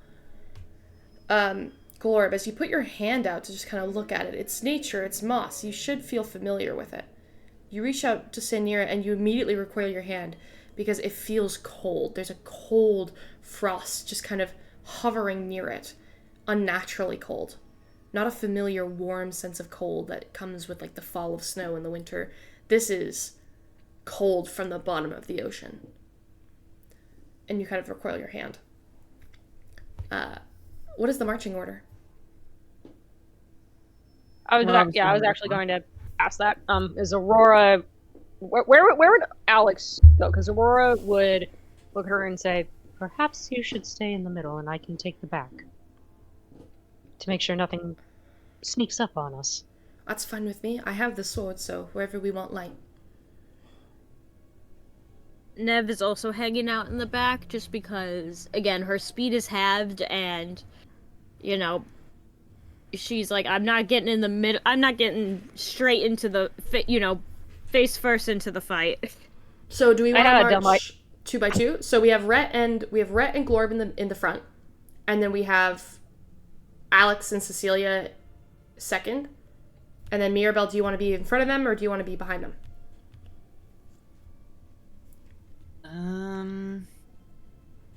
Maybe in front of them, just in case. Okay. So we have, and anybody else want to be in front of them? Viz, do you want to be next to Mirabelle? Yeah, I'll be next to Mirabelle. Okay. So the way it's gonna go is we have Glorb and Rhett in the front. Following immediately behind, we have Mirabelle and Viz. Jesus Christ, I forgot Viz's name, and I was staring at Evan's fucking icon that says Viz. Okay, it was, and then we have Mirabelle and Viz, and then Alex and Cecilia, whose name I also forgot despite staring right at, and then Aurora and Nev in the back. I actually had a dumb idea saying this out of character. Maybe Aurora looks at Nev and goes, "Perhaps you can be on my shoulders. You might be able to see more, and you might have a slightly better aim if anything sneaks up on us." That's actually a really funny idea. Nev just climbs up Aurora. Not really climbs, more just flies up and then just like sits on her shoulders. Okay. That's no problem. So you climb up on Aurora's shoulders. You're now like kind of hovering above. You've got like a line of sight ahead of you and behind you a lot easier. You guys begin to move through the cavern. Glorb, you're moving about, 120, 130 feet. This cavern just goes on and on and on. And you don't see anything. But then you kind of hold out your arm and you get Rhett to stop. That weird lichen and moss that's growing on the wall seems to get bigger into a cluster, where for a moment you would have to walk single file to get through. But something's weird about the moss. Can't put your finger on what, but something's weird.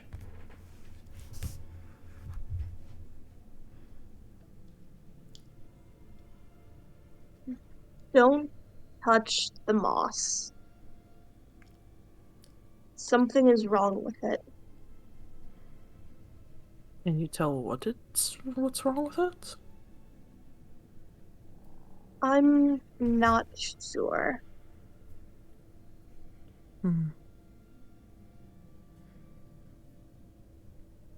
Alright. Do you proceed single file through the moss? It's the only way? So, it's growing out from the wall that makes it go from being able to walk right next to each other, like side by side in a 2x2 line, to you have to go single file in order to not touch it, and it's still going to be a bit of a tight squeeze. Guess it's the only way. Alright. Rhett, are you going to go first, or Glorb, do you want to go first? Do you want to go first, or no? It's up to you. I'll go first if you need me to. I think you can go first. I think Glorb is a large person, so if we're testing the squeezing through a small space, she should not go first. That is fair. Rhett will go first with his skinny body. Go ahead and make a dexterity, or this would be an acrobatics check to just gently maneuver your way through the moss without touching it on either side. This is for all of us, or just me right now? Right, you, because you're going first. Okay. That is a 17. You make it through the moss, no problem. You kind of pop out on the other side. Cecilia's lights kind of poop appear next to you, having glided through the moss. Do I see anything before I tell them to start weaseling their way through? It just continues a very long cavern. No corners, no nothing. Nothing on the ceiling, nothing on the ground. Well, you from what you can see with the two lights appearing on either side, you look up and you see the darkness of a cavern that just goes on and on and on forever above you, and then just straight ahead. There's just like nothing. Okay. More of that moss growing on the wall, but it doesn't protrude out the way it does right here. Okay. I guess she's next in line, so I guess Glorb is gonna, seeing that he made it through all right, try to also acrobatics. All right. Is there anything Rhett can do to help from here? Like, would pulling her through, like when she gets near the end, help? Or it's not about pulling; it's about very gently maneuvering through.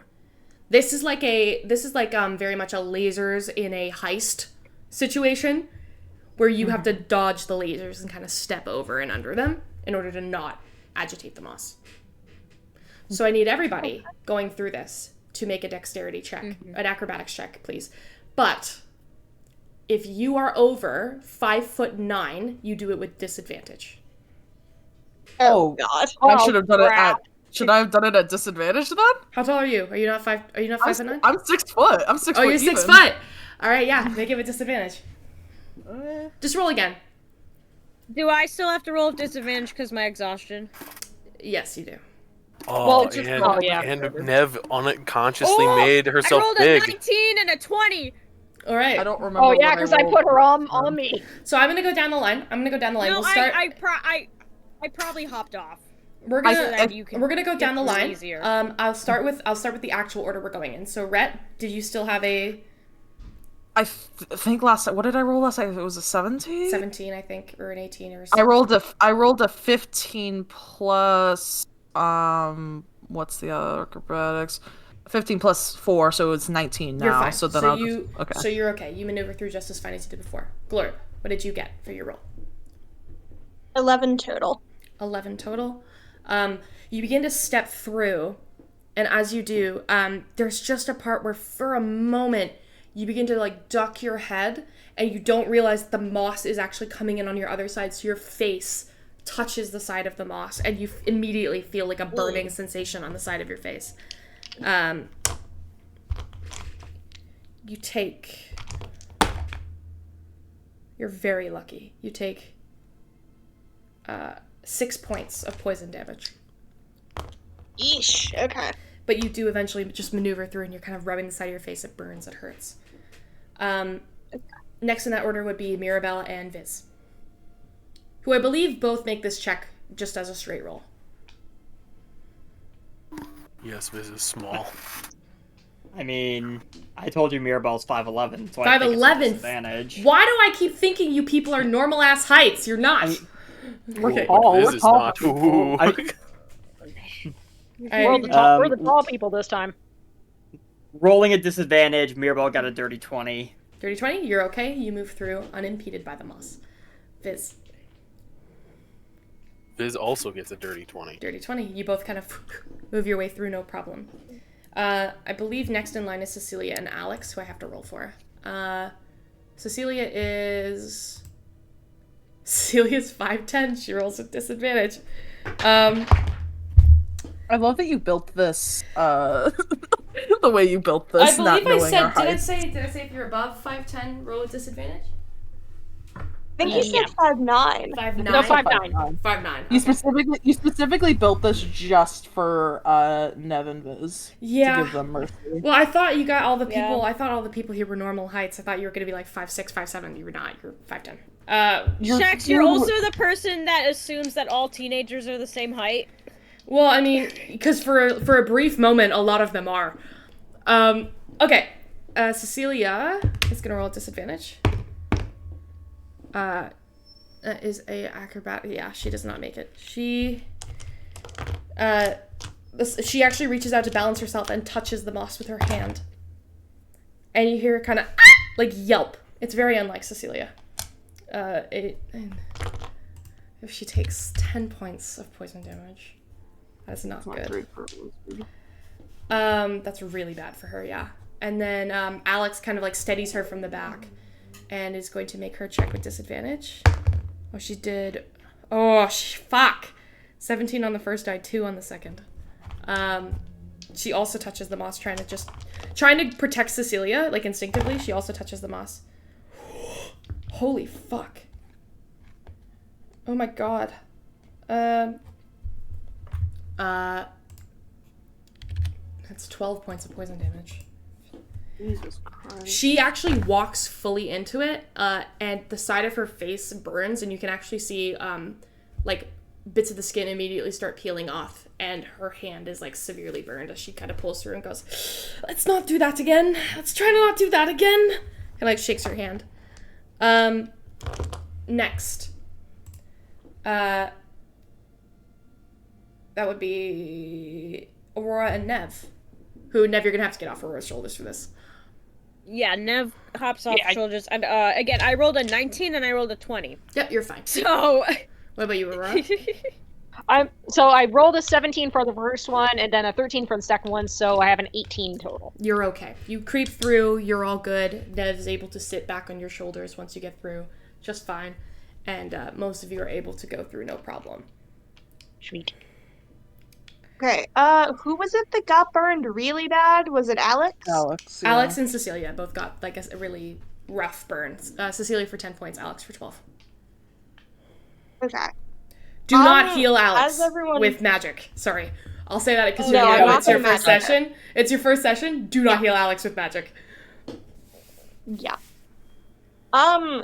Yeah, I know since we're saying that she has, like, the healer's kit, she's gonna, like, kind of crane back down the line and say, do either of you need, healing things? Alex kind of, like, rolls her shoulders and goes, I'm good, I'm fine. But Cecilia's like, I'll take it! Okay. What am I doing then? Am I rolling a medicine? Yes, medicine. Okay. Just roll a, roll a medicine check. Tell me if it's above a 12, it works. And then you roll a d8. It is not above a 12. I got a 10. So. Oh, okay. Well, roll an 8, and then you do half damage. Or half Oh, healing. boy. Okay. Oh, okay. Half healing. That's and fine. it's going to be a d8 plus your wisdom modifier. Or your medicine modifier, sorry. That's a 9, so then half is what, 4? 4? And you added your medicine modifier? Yeah, because I rolled a 5 plus 5. 4. Okay, 5 plus 4, so half of 9 is 4. Cecilia goes, thank you! Okay. The cavern stretches out in front of you. Do you continue onward? Would imagine so. Waddle, waddle, waddle. All right. You continue onward, and you manage to creep away from that strange lichen growing on the wall. You move on for about another 250, 260 feet, and then Rhett, you kind of hold out a hand this time. You see that there are stones laid out in front of you, surrounded by those bones. The bones have gotten sparser, by the way, as you've made your way through here. You've seen scraps of armor that kind of get tossed, and every time you see a scrap of armor, you see Alex wince, and you realize that this is what happened to her last time. But you move through, and you see that there's, it looks natural until you stare at it and realize it isn't. There's a stone that's kind of sticking up from the path that looks slightly different from the other ones. Does this look like something I could disarm, or is it just more so just warn people to not step on that particular stone? It looks like something you could use thieves' tools to disarm if you plopped up the stone with, like, a rock or something using your thieves' tool. If you, like, pulled it up and then, like, wedged something underneath, it would take some finessing. You would have to make a thieves' tools check, but you could possibly disarm this trap. Okay, I'll try and so that the big people don't have such a difficult time. Yep, go ahead. Go ahead and make a Appreciated. go ahead and make a disarm check with your thieves' tools. No, it's been a minute since I used tools because Red doesn't have a lot of tool proficiencies. Dex plus your proficiency Dex. bonus. Plus my proficiency. Okay. That is a dirty 20. Dirty 20. You manage to just pop it and wedge like a shard of bone underneath, and it pops up in disuse. Okay. Rhett will, like, stand up and, like, walk past it. He doesn't see any more after that, right? No. It just looks like it's that one. Rhett will be like, don't step here, I beg. You just see PTSD on his face from the last time we were in a tunnel. And they'll, like, you know, step a little bit forward so that they can all walk past it. All right. You continue moving onward. It is eerily quiet down here. Eerily so. There's nothing on the walls, right? Nothing on the walls. Well, you're walking, you can see the walls, and then there's just ceiling above you that goes on forever. So you can only see about 60 feet up, and then you can see, like, the walls around you. They're very thin, and it's like a thin little cavern that you're walking through, right? And yeah, it doesn't look... I mean... It's quiet.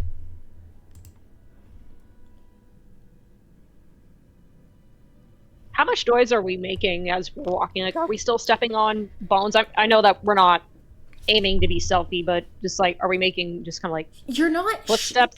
You're not shouting, so you're not making like a ton of noise, but you do hear like Alex's armor as you're walking through. You do hear like your feet clicking against the rocks with your boots. When you kind of like whisper to one another, it echoes. Okay.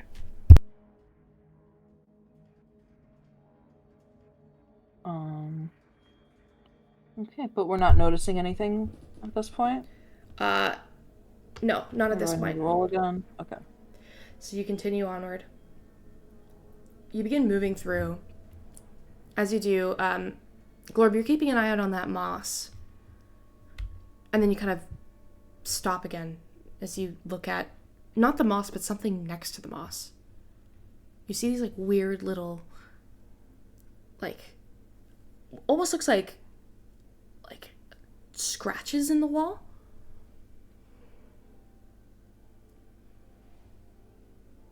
Okay.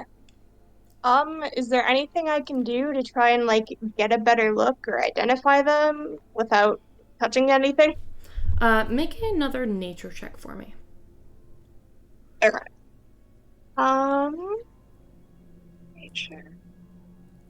That is a 23. 23. You look at it, and you know what this is. There are some types of spiders that will, when they have webbing and they don't want prey to know that there are spiders around.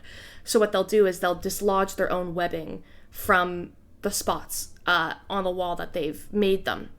And sometimes this leaves behind like a residue. And as you're looking at this, you're realizing that this is exactly what happened here. These scratches aren't scratches in the wall. This is indents in weight from the pressure of a spider web. And then you realize, like, holy shit, like, look at the size of them. The size of them implies that these aren't just spiders. These are big spiders that are leaving these, like, indents in the wall from where their webs used to be. Okay. She's going to hold up a hand then to kind of like gesture for everyone to stop and listen for a second and like relay basically that in like fewer words, just like big scary spiders were here. Looks at what she's looking at. Lines up with what Alex said. Can we tell how recent they were? I will allow one more nature check. Actually, this would be survival. Go ahead and make a survival check. Oh, okay.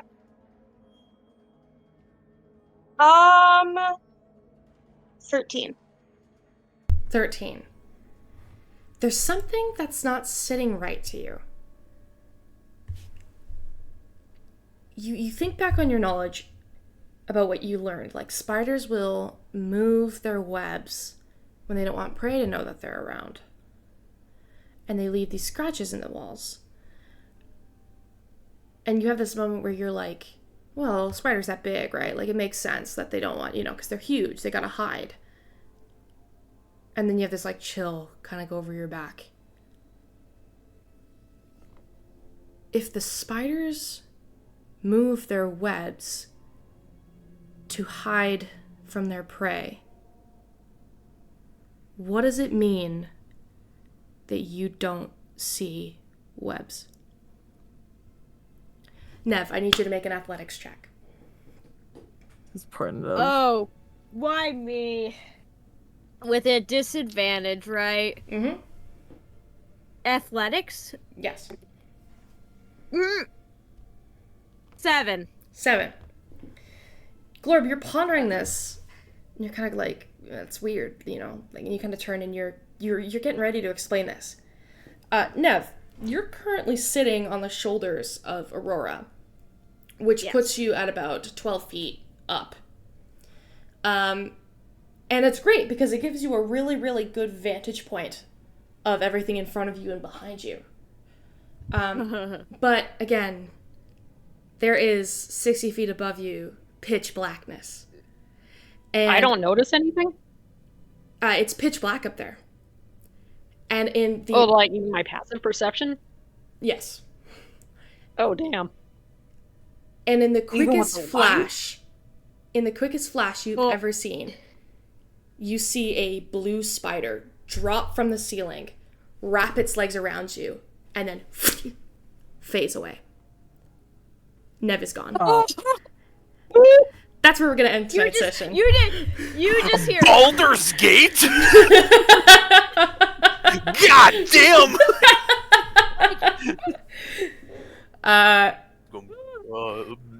Oh god, I hate that fight.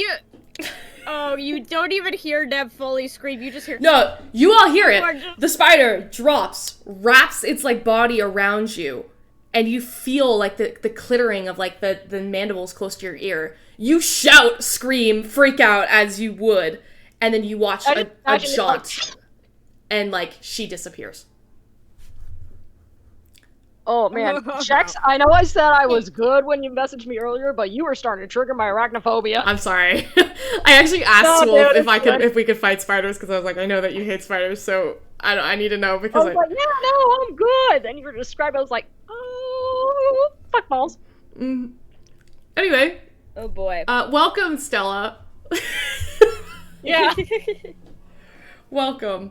Welcome to the chaos. We'll roll for welcome to hell. We'll roll for initiative next week, but next week or the week after next week. Sorry, I'm going to Toronto. So far. You'll be fine. It's just a little fight with some face spiders. You'll be all good. I have been itching for a fight, and I'm like, go away. Hey, I haven't. I have exhaustion, and now I just got, yoinked. I wasn't gonna yoink anybody, but then the 3'5" fairy sat on the big person's shoulders, and they're up in the darkness. That I was like, oh, that's just too good. But the lights. Yeah. No, but it is that ceiling is 300 feet tall. It's kind of funny, I will say, and also not to mention because I flavored Nev just like a moth, and so I'm literally just a fucking fly in the web. Oh no. Oh god. Oh no. Anyway, we'll pick up there. What? Oh, nothing. Oh, I thought you were like, I thought you were trying to say something. But that was fun. We will pick this up when I get back from Toronto. So, thanks for playing, guys. Hell yeah. Woo!